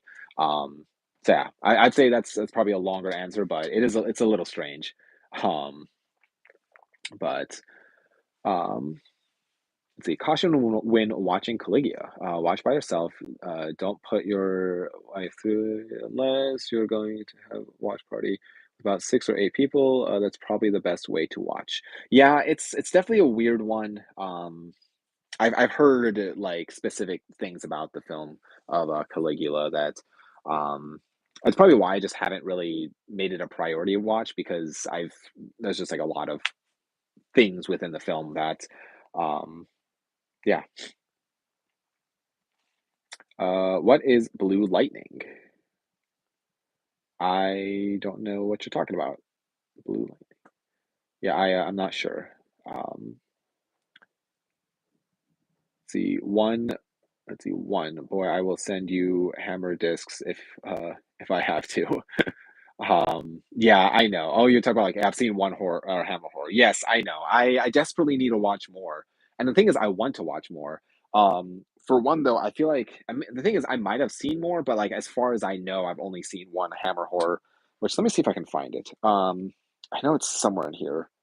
Yes, yes, yes, yes. This is the only one that I know for sure is a Hammer horror film. I might have seen other ones, but yeah, this is the only one. And I really liked it as a thing. I really really enjoyed it. So um, yeah, maybe I should prioritize that more of maybe picking up some Hammer horror. But um, do you own Doctor Sar? Do you own Doctor Sar? Donkey and Walk with a Zombie, classic horror films. Um, and I Walked with a Zombie. The first one, no. I Walked with a Zombie, no. I don't think I have either of those actually. Um, I need to I'll check those out. I don't think I own either. Um, but yes, the original Caligula is a very gross movie to look at. Yeah, I think it's because like I'm just like not necessarily like looking forward to watching it. Maybe that's why I just haven't really prioritized it. Um, but have you seen the original Absent-Minded Professor that was made into a remake called Flubber with Robin Williams? Another guy or another guilty pleasure. Absent-Minded Professor. I believe I own it, but I've not seen it. I think I have it on or VHS. But yes, I love Flubber. That was one that I grew up on as a kid. I'll probably maybe I should say that's my favorite Robert Williams title from earlier in the conversation. I've seen it so many times growing up. But yeah, I've not seen Absent Minded Professor. Um, Curious, what are some of your or some of the other YouTube film collectors channels you watch and enjoy? Um, I'm trying to think. So one that I've talked about a couple times is Daisuke Beppu. If you enjoy Criterion content, so films of the Criterion Collection, I cannot recommend checking out Daisuke Beppu's channel enough. I am planning on maybe doing a video someday talking about all of the different, like all my favorite YouTubers. Um, Another one, he's smaller. He's about the same size as me, like in regards to subscriber count. Is Films by Color. He um, his channel, like he's also really into Criterion, and I feel like his channel is just great. So go support him too because he is smaller. But um, another YouTube channel. I'm trying to think. Film. I mean, I'm sure everybody on here is aware of Films at Home. He's probably one of the biggest physical media channels out there. Um, but I'd say for now, those three, definitely go subscribe to them if you haven't, if you enjoy physical media. Um, and someday I'll do a whole video maybe breaking down like my top, I don't know, 10 favorite like YouTubers, like film YouTubers. But yeah, I Daisuke Beppu Films at Home and films or yeah, Films at Home Daisuke Beppu and Films by Color. Let's see. Let's see. Oh, nice, Christopher Lee. Well, you must, as they are very good. Just assuming you're talking about Hammer Horror. I really need to get around to watching more of those. But I love that you have Hello Mary Lou Prom Part Two. It's a horror movie with such an interesting protagonist. Yes, I have. I feel like I have it on DVD and VHS. It's been a very long time since I've seen it, so I need to revisit it sometime. Same thing with the original Prom Night. I need to revisit that one as well. Um, why hasn't Rob Zombie done a Texas Chainsaw movie? I feel like those two go hand in hand. Yeah, actually, that is a good point. I feel like he should have, instead of redoing Halloween, he should have done a Texas Chainsaw movie. I feel like that would have been kind of more interesting. Uh, I don't know. And Texas Chainsaw, the series, as like the Texas Chainsaw Massacre, the whole series, at this point, its timeline is so like messed up and it's just so all over the place that it really doesn't matter anymore. You can just kind of make a Texas Chainsaw Massacre movie. But yeah, I feel like that's a really good point. I haven't thought of that before. Um, yeah, that's start a petition. I will sign that to for Rob Zombie to make a Texas Chainsaw Massacre movie. But also, I love that Rob Zombie, Michael Myers actor. I love how big and scary and brutal he is. Yes. See, yeah, that's Rob Zombie's forte. Um, Francesco. Um, yeah, I love like I love and also hate the Halloween films by Rob Zombie. Um, I feel like it is his like um, I feel like it's I don't know. I hate them in the sense of like as Halloween films, but I love them just as like fun, kind of creative, kind of just fun slasher films. But yeah, I feel like him taking on like Texas Chainsaw Massacre. Um, I mean, especially if we got a better. I really did not like the Netflix Texas Chainsaw Massacre, which was it came out a few years ago now, but yeah, I wasn't a big fan of that one. But let's see. You are correct. It is called Dark Universe within the new theme park to be Epic Universe. Yes, so the Universal Classic Monster Films. There's the Dark Universe for the what's it called within the theme park, which is kind of fun.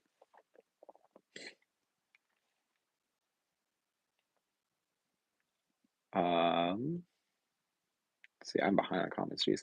Um, yeah, Films by Color is great. Yes, yes, go check out his. But other than Retro Attic, what are some? One second.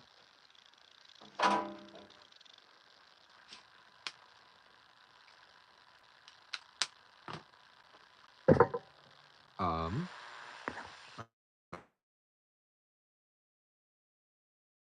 I think my AirPod died, so I just switch out those. Um, let's see. How does it sound to people? Sorry about that. Um, let's see. Okay, so what are some other films? Sorry. What are some other smaller shops you'd recommend around the Akron, Ohio area?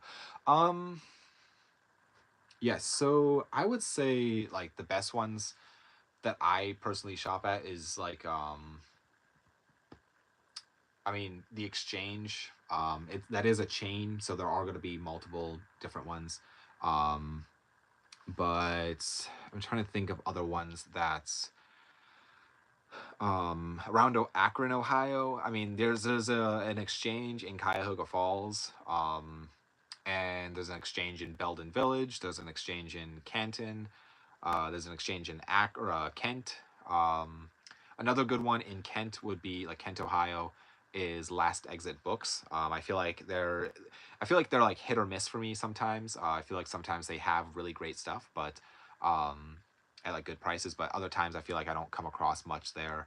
Um, I don't know. I mean, there's like, I mean, obviously thrift shops, Goodwills, all those things. But yeah,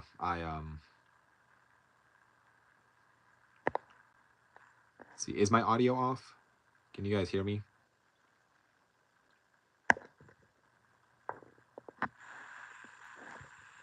Um, let me know if it's. Let me know if the audio is working for people. I can hear. Okay. I just want to make sure because my AirPod died and like or delayed. Okay. Um, it is for me. It's slightly delayed. I apologize about that, guys. Delayed. Okay. Um, so you're good now. So I'm just gonna kind of keep talking, and hopefully, if it is delayed, I do apologize. But hopefully, better now. Okay, cool, cool. Um, yeah, I apologize about that, guys. I need to get a like an actual plugged-in mic to this. I've been so all my live streams. I This is kind of a complete side note, but all my live streams I do off of my like iPhone. Um, But what I need to do is get a computer down in the movie room with a nice like webcam setup and an actual like microphone, like a proper streaming situation. Um, because yeah, I'm not a huge fan of doing these live streams off of a phone. I feel like the quality is not that great and audio is not that great, and that's why I did start wearing these AirPods because it's like at least there's a microphone on them to hopefully make the sound a little better. So I do apologize. I will have to fix that eventually in the future. But yeah, as far as like stores in Akron, Ohio, those are my go-tos. Retro Attic truly is the best one in this area, especially if you're looking for like films or physical media. That is my go-to. But um, did you see the world record guy who owns 17,000 VHS tapes? It's insane. His collection is worth a lot of money. I have not seen that. I uh, I will have to check that out. 17,000 VHS tapes. That's wild. Um, but Tasha, hello Tasha. Welcome to the live stream. Um, uh, okay, so you guys are talking to each other. Oh, do you own another classic horror film called American Gothic? American Gothic. That sounds so familiar. I don't think I own it. But I think I know what you're talking about. I'm at least semi familiar with it. I don't think I own it though. Um, let's see, made in the '80s. Yes, the production. Okay, yeah. Yeah, I've definitely heard of American Gothic, but I've not seen it.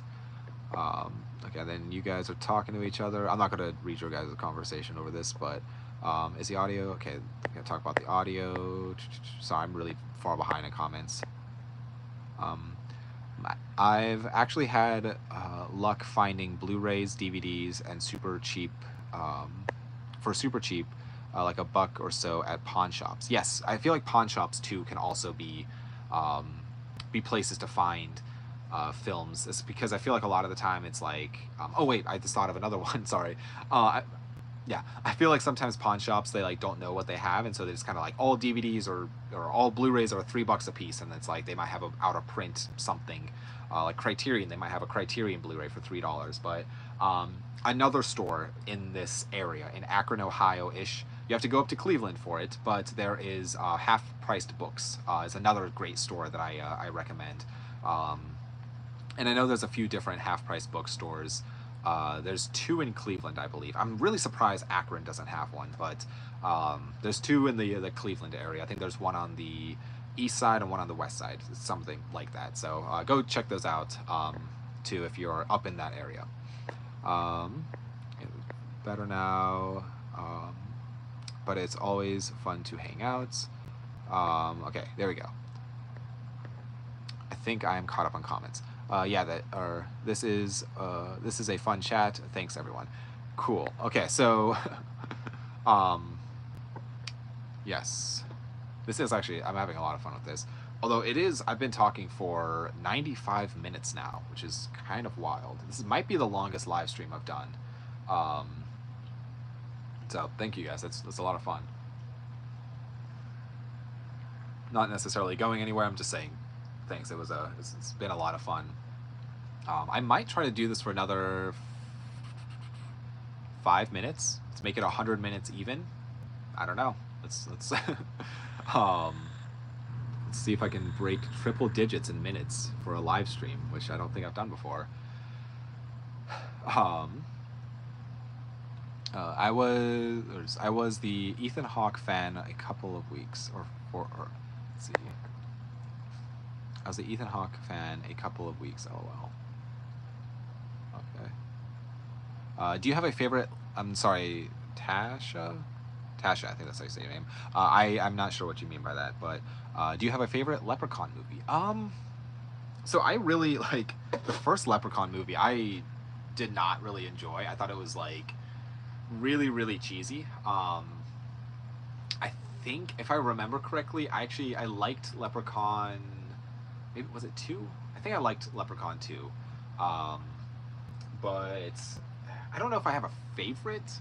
It's like a very hit or miss series for me. I feel like it's a um, I just like I don't know if I like his like little like rhymes and riddles or whatever that he does. Um, but I don't know. Um, yeah. Overall, I just feel like it's not my favorite type of series for at least for a horror series. But um, have you seen the Killer Bee movie, The Swarm? The Swarm, The Swarm. I feel like I have. The Swarm. Why does that sound so familiar? Um, I think I don't know. I've seen other Killer Bee movies. I don't know if maybe it wasn't The Swarm. I'm trying to see if I own anything called The Swarm. Um, I don't think. Maybe I haven't. I'm just gonna say to be safe. I don't think I've seen it. What pre-orders are you looking forward to this year? There was an imprint. I think it's imprint, or it was an indicator. Might have been imprint. Release of a 4K of Suspiria, which. Let's see. This is the Suspiria film. This is from 2018. 2018 Suspiria. There's a 4K transfer of this that I would love to pre-order. Um, and so maybe that for now. I'm sure there's other ones that I'm not thinking of, but I don't know. I don't really like do a lot of pre-orders. I should, but I haven't really done too many pre-orders, especially this year. I don't think I've done any, but let's see. I'm considering seeing the 4K transfer of Lawrence of Arabia showing at my local theater next week, or next weekend. Seeing this masterpiece on a big screen would be an amazing experience. I would highly, highly, highly recommend going to check that out on a big screen. I wish I could see that on a big screen. I feel like Lawrence of Arabia is a film made for a big screen. Um, I've only seen the movie on DVD, and that was years ago that I've seen it now. But I need to I really should sit down and actually watch it on like a projector or something, because I feel like the shots of the desert and everything just that would look amazing on a nice big screen. So I feel like that's very lucky to get that opportunity. I would, if you could, I would definitely try to take it, because it is that would be an amazing experience. Um, but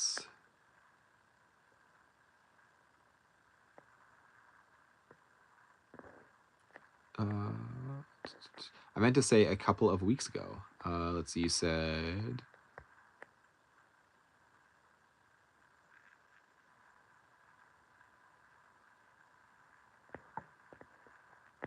Let's see. Okay, so you still talking about Ethan Hawke. I meant to say a couple of weeks ago. Okay, that's awesome. The Swarm. Let's see. The Swarm. It's got John Saxon in it.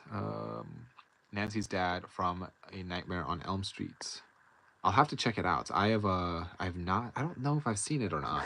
Let me just make a note of that, and see if I can maybe come across it. But let's throw a screwball. Have you seen a movie called Moonwalkers, starring Ron Perlman? And yes, I actually have seen Moonwalkers. Let me grab it actually. Yes. I've seen Moonwalkers, um, and this is about. It's a film about the CIA hiring Stanley Kubrick to fake the moon landing, and these people kind of like pose as Stanley Kubrick, and they're trying to film something that they don't know what they're doing, but there's a ton of money on the line. It's a very funny, fascinating film. I need to rewatch it, but yeah, it's a fun one. I feel like I came across that at like a Dollar General, and I'm like, I have to just check this out. Or a dollar. I think it was a Dollar Tree, so it was only like $1. But um, yes, it's a random film that I feel like I have in my collection. But I'm trying to find it on DVD. I'm interested in a Killer Bee movie. Let's see. Let's see. I'm trying to find it on DVD. I'm interested in a Killer Bee movie. I'm assuming you're talking about The Swarm, is what you're trying to find. Um, let's see. Moonwalkers, is that a horror movie? No, no. This is a. I would say it's definitely a like a. Is it a? I think it'd be like a comedy almost. I don't remember it too well. I want to say it's like. Um, yeah, it's an. I mean, they say it's an action comedy. I mean, that's the little print on the back. It says it's an action comedy. I don't know how much action is into this, but yeah, interesting film. So I saw 2001 on IMAX. It was life changing. That would be amazing. I would pay so much money to see 2001: A Space Odyssey on an IMAX screen. Um, Films like that, I feel like, are definitely made for the big screen. They're these spectacular masterpieces that um, deserve to have a big screen. Um, so I would love to see that. That'd be awesome. Oh, whoops, my mistake. Gotcha. Um, okay, I am back. Viewing Olympics at the same time. What's the current topic of discussion? Honestly, I don't even know. Oh yeah, we're talking about Moonwalkers, or we were talking about Moonwalkers. I'm also behind on the comments, so this is not necessarily current conversation. So I apologize. Frozen Kyle, I apologize if the video feed. Hopefully, I'm back to not being frozen. Um, what is your favorite NHL team? Mine is the Leafs. But yeah, go Leafs, go. I don't necessarily have a. I don't really watch sports, so I don't really have favorite teams. Um, I saw the Red Wings once. That's the only hockey. NHL. You said NHL, right? Yeah, hockey. That's the only hockey I've ever really watched in person, was this Red Wings game. It was fun. I guess that's probably my would be my favorite. I guess I don't know. I don't know anything about them, so um, yeah, I don't have any really favorite sports teams. But yes, Space Odyssey is a true classic. Um, let's see. Yeah, I asked. Let's see. I asked you, had you seen the Book of Blood? Let's see. Have I seen the Book of Blood? Is that what you're asking? Let's see, the Book of Blood. I'm assuming. Are you talking about the Clive Barker film, Book of Blood? I think that's. Uh,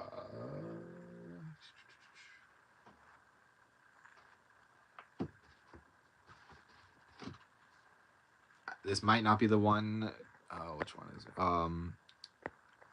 Tasha, I'm assuming you're talking about Book of Blood like this. I could be mistaken in that, but yes, I've seen this film. Interesting concept for a film. Um, let's see, I figured you might have seen it, considering it is referencing your boy Kubrick. LOL. I have it on DVD. Also got mine at a Dollar General. It's comedy first with a little action here and there, with a fun 70s style. Yes. Yes, yes, yes. LOL, Kyle. What do you think about AI shaking up the industry? Um, I don't. So I feel like with AI, like especially how I like view film, of like if it's something that people are passionate about, somebody is taking the time to tell an interesting story or tell a say something interesting. I feel like with AI, like AI doesn't have the same human experience. And Tasha's saying yes, yes to Book of Blood. Yes, fascinating film. Not what I was anticipating at all as a film, but still fascinating. But as far as AI, like I feel like it is kind of taking the human element out of storytelling, which I'm not a huge fan of. I feel like that's what makes stories fascinating, is because it's like, um, I don't know. I feel like it's something that to truly appreciate, you're watching like human perspective on things. And I feel like just pumping out content is not, it's not on the same level as watching something that truly um is like special. And so I feel like the like when AI is essentially just kind of like um it's just kind of like making content for the sake of making content. I feel like it's not on the same level as something that, like, it's a carefully crafted story by a master of storytelling, and like, you know, putting their own human experiences and their own perspective on things within the story. I feel like a computer can't duplicate that. Um, that is just something that I don't think that a computer can just, you know, like, because a computer hasn't, like, or AI hasn't lived um like a human has. And humans are flawed, and so you can see the flaws within humans. And I think that's what makes film so fascinating, is because it's like, it's not just a product put out by a computer. um it is something that is special, if that makes sense. That's it's like a complicated, like, I think it's kind of a complicated answer. I'm sorry if I didn't fully answer the question, but um, yeah, that's probably my perspective on AI. And I saw some people talk about AI here in a second, so I'll get to that. Get back on that conversation in a minute. But I will get to, let's see. I wanted to see Seven Samurai 4K release in theaters recently, but it never came to my area. That would be amazing to see. Yes, I know. I know Criterion. Um, there was a 4K transfer of Seven Samurai, which honestly, I would not be surprised if we get a 4K disc of Seven Samurai in the future. I feel like that's definitely, it's like usually a good sign if, like, they're like Criterion or Janus Films are like promoting a 4K, or like a showing of a film in 4K, because that kind of might indicate that there might be a 4K, or there might be a release, because they did the same thing happened with Inland Empire. They were advertising Inland Empire, showings of the film Inland Empire by David Lynch, and then like the next month we got Inland Empire and Criterion. So, um, we might see a 4K version of Seven Samurai, but yeah, that I wish I could also. There wasn't any showings of Seven Samurai in my area, but I would love to see that. I feel like that would be a great theater experience. One of my favorite theater experiences when it comes to films was I saw Pandora's Box with a live organ playing along with the film, and I feel like that was just it was a fun experience because it's a movie that you probably would never get to see in theaters. I feel like it was just a what year was it? 29. It's a 1929 film. See, 1929 black and white German film. I feel like you don't see those in theaters ever. So I feel like that was just kind of like when you do get those random weird opportunities. Like to see Lawrence of Arabia, or I mean, I wish I could see Seven Samurai or stuff like that. I feel like those are definitely ones to definitely jump on if you're able to, because those don't come around very often. But let me get back to the comments. I apologize, I'm behind. Let's see. Do you have a favorite like Airbud movie, like the or that franchise, if you have seen any of them? So I feel like I've seen Airbud, like the first one, a long, long, long time ago. I always joked with my when I was working at the video store. I always joked with my coworkers that someday I'm gonna start up a YouTube channel and do a deep dive into all the Airbud films. Between all the Airbud films and all of the Mary Kate and Ashley movies, I was going to do like a and also all the Land Before Time movies. I was going to do an extensive deep dive into all of these different types, all of these series of films. But I don't know if I'll ever get around to doing that. But I always thought it would be like a funny like, bit to do. So maybe at some point in the future, I'll watch all the Airbud films and maybe talk about them. I don't know. Let's see. Yes, agreed, Kyle. I feel like, and then I'm assuming you guys were talking about AI. I feel like there's a side of AI that film people don't talk much about. It could actually help independent filmmakers with no money make films they want to make, but I see the dark side too. Yes, I do see that side of like, if you need like a huge crowd of people, I feel like AI could help. Like it's kind of like, and in my opinion, it could be a tool of filmmaking. I don't think it should be the only tool, but I think it could be a similar to to like another tool of like I don't know, like a camera crane or a gimbal or something like that, where it could enhance your filmmaking. It could enhance the storytelling. So just say if you needed like a huge crowd of people, as an independent filmmaker, you're not going to be able to afford a huge crowd of people. But with AI, you could technically generate a huge crowd of people. However, there is definitely a fine line there because you don't want to like rely on it. You don't want it to like rely on it for the storytelling aspects of a film, because I feel like that is where what makes like that's like the heart of a film is the story. So I could see it as like a tool of filmmaking, but definitely not like the sole factor of a film, if that makes sense. I feel that AI can take the genuine, not genuine, out of films and make it for storytelling itself. In many instances, the story behind itself.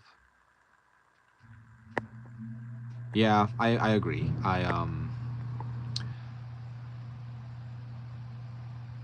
Let's see. Kyle, have you ever come across a film that was too dark for your psyche to handle?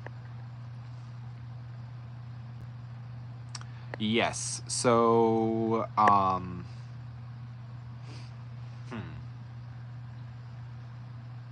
So whenever I come across films that are like hard to watch or films that are might be controversial or whatever the word you want to use is, I always have to ask myself like, what is the like intended purpose of this film. Is it a film that like is specifically made? Is it shocking for the sake of being shocking? Um, and I've seen a few films that I simply I watched once and I will never watch again. And there's a few films out there that I just personally will never. I don't really ever see myself seeking to watch. Um, and I think it's just because it's like, if a film is being shocking for the sake of being shocking, I think I will just simply not watch it. I will say I am pretty open to films. I feel like I watch pretty much anything. Um, and I definitely, I think it all comes down to, like, me personally, that's just how I watch things. I feel like I try to watch a movie all the way through. I don't think I really turn movies off if it's too dark or whatever. I try to understand the story of what it was actually trying to say. Um, but yeah, I don't know if there's any right now off the top of my head that I can think of that are like too dark for me to watch. Um, yeah, I think it's like I don't really think about those too often. Like I don't like seek them out of like controversial films. I think I just, um, yeah, I don't know. I For now I'd say, I mean, there's probably some, but I can't really think of any. But I think we need a deep dive into the Neil Breen films. Yes, so I don't have any Neil Breen. I've seen like at least one of his movies, and I'm aware of Neil Breen, but I don't own any Neil Breen films. I have like one of them on like a flash drive, like the file of it on a flash drive, but I have not like bought any of the discs for Neil Breen films because it's like apparently it's a whole thing to buy a Neil Breen film. Where you have to like specifically basically message him on a website, and it seems really shady. It all just seems like your credit card's going to get hacked, and but I would love to own all of Neil Breen's films. I've seen enough videos on them to basically know like what they are. Um, but yeah, they're definitely something. It's I would love to see Neil Breen get the and if you're not familiar with Neil Breen, after this live stream, go check his out and go check out. Just look up Neil Breen on YouTube, and you'll get bombarded with videos. But I would so quick side note with Neil Breen, he's a independent filmmaker, but he is like he falls into the so bad it's good category, where he'll make these films and lots of them take place, green screen that aren't like it's obviously green screen. The stories don't make any sense. The acting is bad. I feel like they're fun to like get around, like um, get a group of people together and just like watch them together. I feel like it's like a fun movie to make fun of.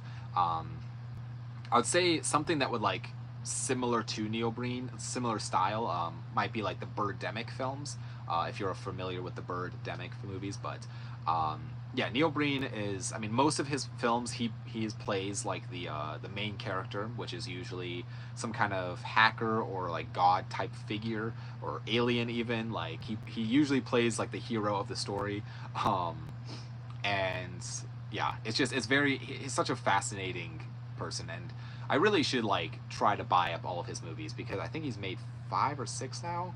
I know he came out with one not too long ago, but um, yeah, I should do like a Neil Breen like marathon or something. I don't know. like, um,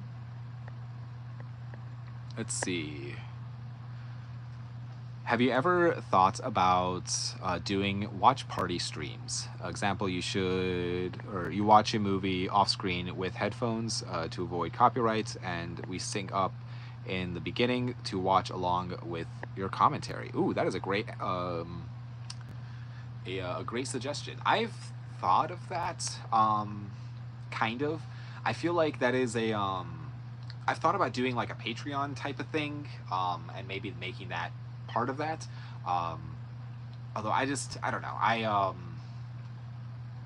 maybe in the future. Maybe I'll do something like that in the future, but um, for now, no, I probably won't do it. But I love the idea. I love sitting down and watching it like a film with all of you guys.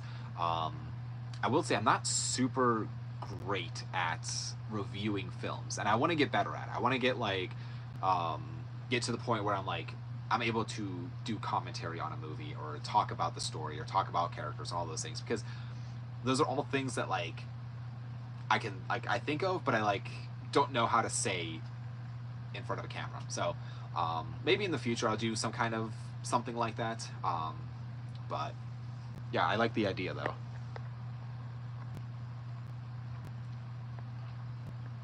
Oh, another dark one was VHS 2 for me. It's actually um, wrote a, or I actually wrote a complaint letter, shaking my head. Yes, VHS. It's been a very long time since I've seen VHS 2, but I have seen it. I'm trying to remember which one this was. I feel like these movies blur together for me a little bit. Um, yeah, I'm not a die-hard fan of the VHS franchise. There's like 6 of them, I think now. Um, I feel like they are fascinating. Like the concept of them is interesting, but it's not necessarily like a franchise I love within the like horror genre. Um, but I don't really remember it super well. So I can't say for sure um, which VHS movie was the bad one, or which one. Like I remember one of them being really kind of messed up, but let's see, the first one was great, but part two, shaking my head. Yes, yeah.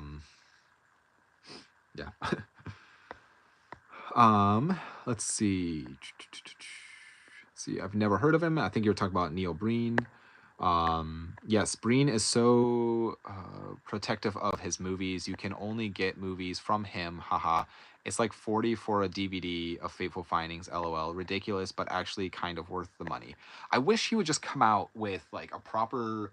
Um, I wish on his website it was just easy. Like it was just a straightforward process to be like, you know, to buy them, and then also just to, if you wanted to buy all of them, you might get a discount or something. I feel like that would be like a better alternative than what we have, because I feel like the alternative now is like you go to purchase like one specific movie, but then in like the comments you have to comment which movie you want, and it just it seems very complicated, and I have not done that yet. So, and even $40 for one DVD, which comes in it comes in like a case like this, like just a regular like CD plastic case. It doesn't even come in like a regular DVD case. I feel like it's a hard sell. But I would love to get a couple copies of some of his films. But let's see. I like the Airbud movie idea, and maybe do 90s kids movies review. Let's see. Ferngully, Rockadoodle review, or the Peacemaker festival goes west, and the list goes on. Yes, I feel like there's a lot of 90s kids films that I would love to actually talk about, because that's kind of when I grew up. I feel like I grew up 90s, early 2000s. That's when I was watching a lot of those kids movies.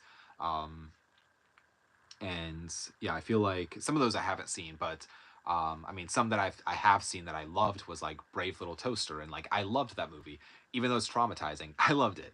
Um, but maybe I should do like a '90s kid movie review or video or something like that. But I like that idea.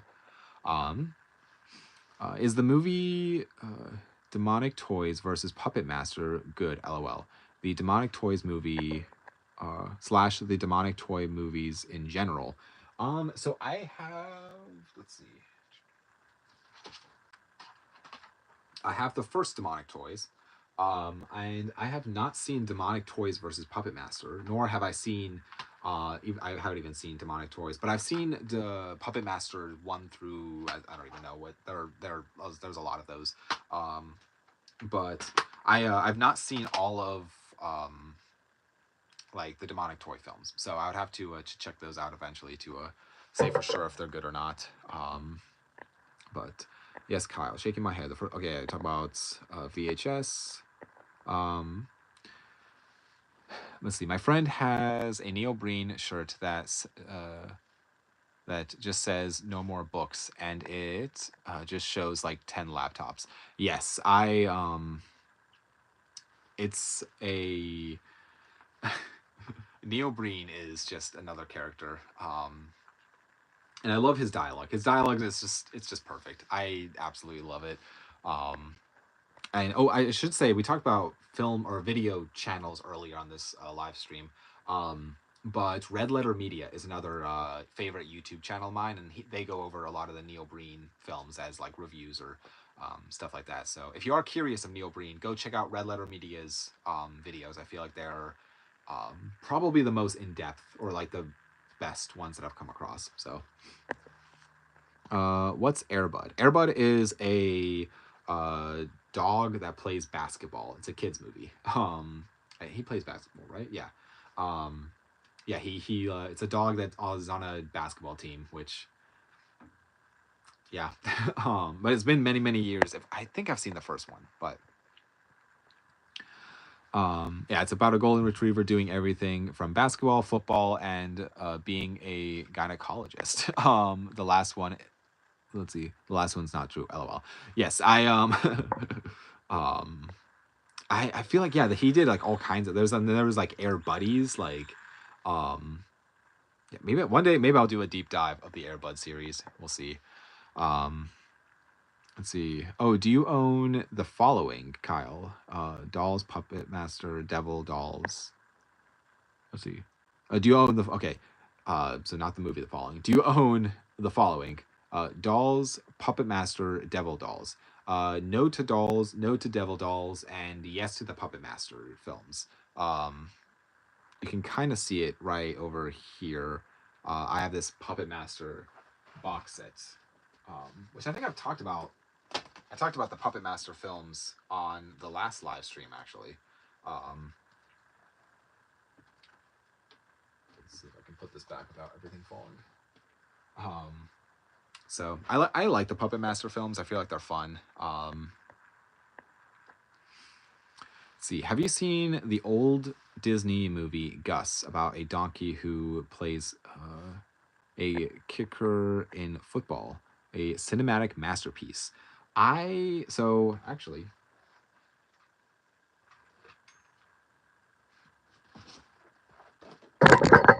Just kick the tripod.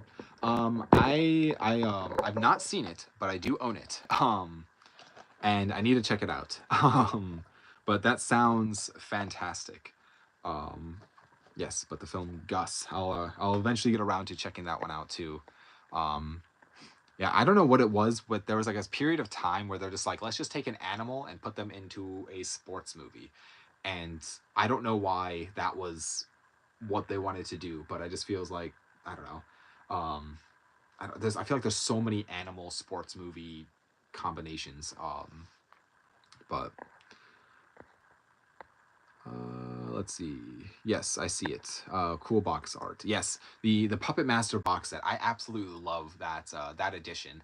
I know there's a Blu-ray box set too of the Puppet Master films that I've not. I don't own, but it looks really cool. And there's one that's like a trunk. I think it's like it opens up and has the movies, and it looks really cool. I'd love to grab it at some point, but. Those old Disney live action movies from the 70s are great. Haha. Yeah, I have a ton of those that I was at a Goodwill and they had just a ton of these like old like this type of Disney where it's like these 70s and let's see what year was this even from? These like old like film classic Disney type of film. These are like all these live action things and they had a ton. So I bought all of them. It was like $1 a piece.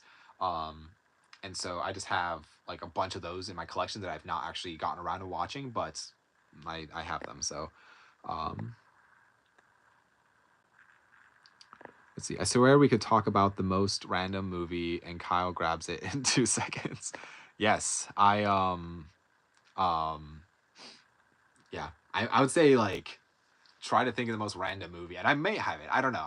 There's a chance I have it. Um but that's funny. Let's see, Kurt Russell. I'm assuming you're not the real Kurt Russell, but or like the Kurt Russell.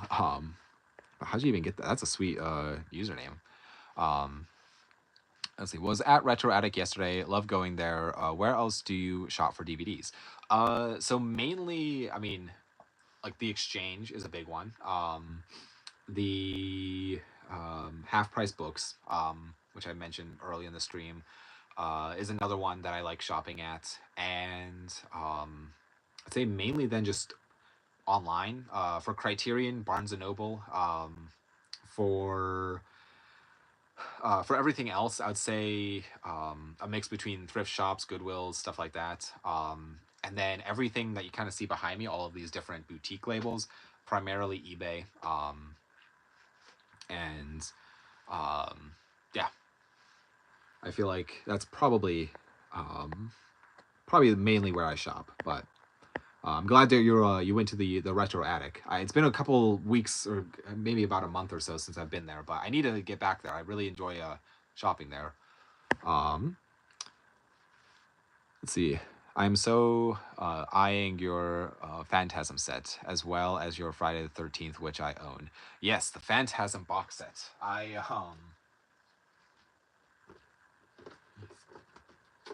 see if I can set that there.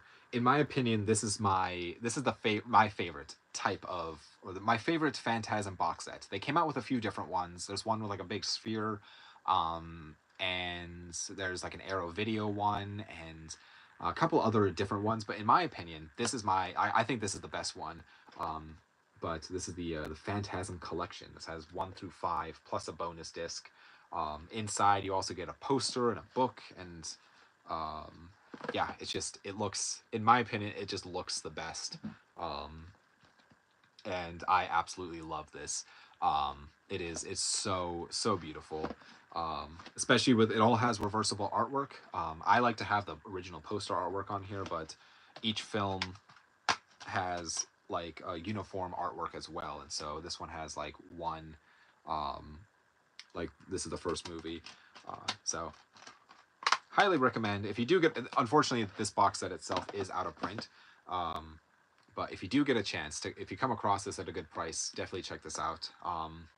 Yeah, I think I got this for like $60, I want to say.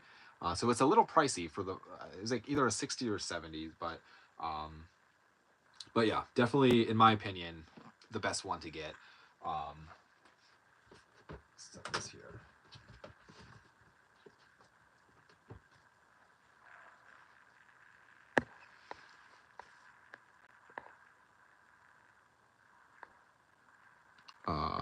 Let's see.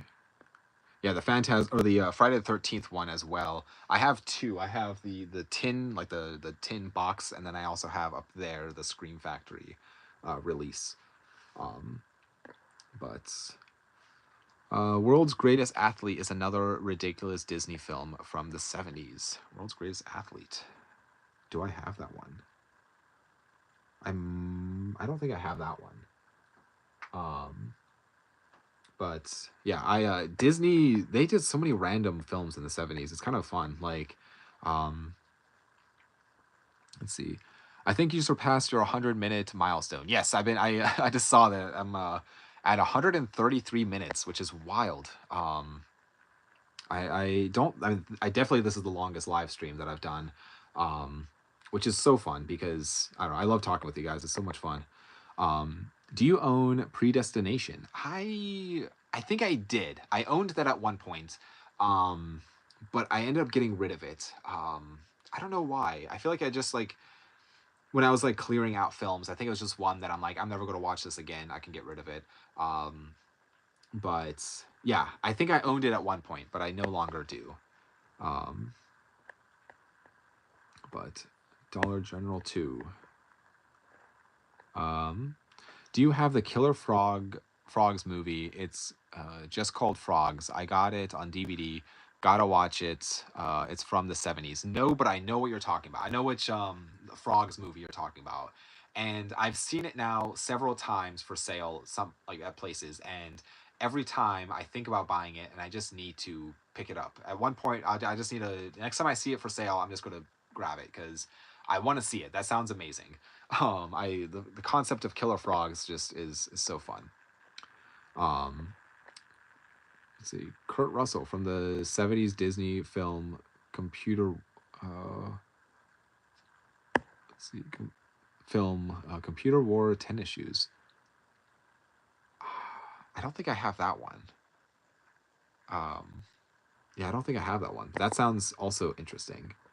Hidden Gem. Yes, Kyle. Definitely Wicked. Yes, The Tin. Okay, cool. Now I'm caught up in comments. But yeah, the Friday the 13th tin is one of my favorite sets. I came across that at a very, very good price before there we go. Before the Scream Factory box set was out, there was only this one, and I remember this was going for, $100+. And it was just it's one of those titles that like I had the movies on DVD and I had them on like VHS or whatever, and I'm like, do I need to get it on Blu-ray too? But then I decided just to grab it, and so I'm very happy to have the tin. And then a few years later, they came out with the Scream Factory one, which I knew I had to pre-order because it was definitely a um, what was it? I was definitely it was one that I definitely needed in my collection because I love these Scream Factory box sets. But let's see, guys. We should should give Kyle a break. It's been 2 hours. I'm out of questions. Yeah, I'll probably wrap this up. That is a good point. I am like tired. The I have been talking for since 7 o'clock, which is kind of a wild concept. So I will probably end it here. Unfortunately, I am having fun though. I appreciate all of you guys sticking around for so long. And see, yes, Kyle, the artwork is alone is cool. Yes, for the Friday set. But yeah, thank you guys so much for tuning in. This has been so much fun. Again, if you are watching this on the replay, if you've made it this far on the replay, thank you for tuning in and watching this whole thing. Feel free to leave any comments down below, and I will get back to you on them in the comments. But as far as everybody else that is watching currently, thank you so much for watching. This was a lot of fun. I do appreciate it. I say this pretty much every single live stream, but I'm going to say it anyways. But this is my absolute favorite part about this channel is just interacting with you guys and just talking movies. It truly is like just such a fun time. I love chatting with you guys. Yeah, and some of you guys I might see in person if I go to the Retro Attic. If you see me, say hi. I hopefully I'll be there sometime in the next couple of weeks, but it'd be fun to connect with you. But yeah, thank you guys again so much for taking the time to watch these. Yeah, I really do appreciate it. Let's see. Thanks again, Kyle. As always, thanks, Kyle. Good evening, everyone. Awesome finding your channel. Subscribed. Thank you. I appreciate that. Hope to run into the Retro Attic. Till next time, come to NYC. I've been to NYC once. I need to come or stop back in there. It's been a while. But if I do end up going to New York, I will mention it on either my Instagram or this, or maybe can connect with people when I go there. But good stream tonight. Thank you, Kyle. Thank you. Yes. Thank you guys, everybody. Thank you guys, everyone. I'm getting tired. Meet and greet. Yes. But yeah, I will see you guys. Hopefully I'm planning on making a video this week. I apologize again for not having a video made this previous week, but stay tuned because I will leave a little teaser here. I did recently get something that's been like I've been wanting for a while, and I passed it up once, and I'm mad that I passed it up. So stay tuned on the channel because it will be a fun video talking about what I recently got. So I'll leave it at that. I'm not going to say anything else because I don't want to spoil it. Um, but yeah, thank you guys again so much for watching. Let's see, it's been 139 minutes. That is wild. So I will see you guys all. I might as well get 140 minutes. So I have like 30 seconds, 40 seconds to come up with something. So I'm just going to talk for 40 seconds so I can hit that 140 mark. Um, but yeah, I hope everybody out there has a fantastic week, and I hope everybody out there is able to watch some fantastic films this week. And I hope you're also staying cool because it is August and it's hot outside. So um, yeah, but thank you guys so much for tuning in and staying this long, especially if you are from the beginning. So, and let's see, hey everybody, sorry I missed the last minute of Kyle's live stream. Stupidly hot out. Yes. Um, yeah, it is. It's very warm outside. So happy hunting all. Yes. Have fun, guys. Watching some fantastic films. Hopefully, everybody out there finds everything on their what's it called? Wish lists out there, but Kyle is the Olympic champion for longest running stream. That's funny. Oh go watch the Olympics too. Those are happening as well. I keep forgetting that's going on, but yes, hot indeed. Yes. Okay, I'm gonna end it here officially. So thank you guys again so much for watching, and I will see you guys all next week. So take care, guys.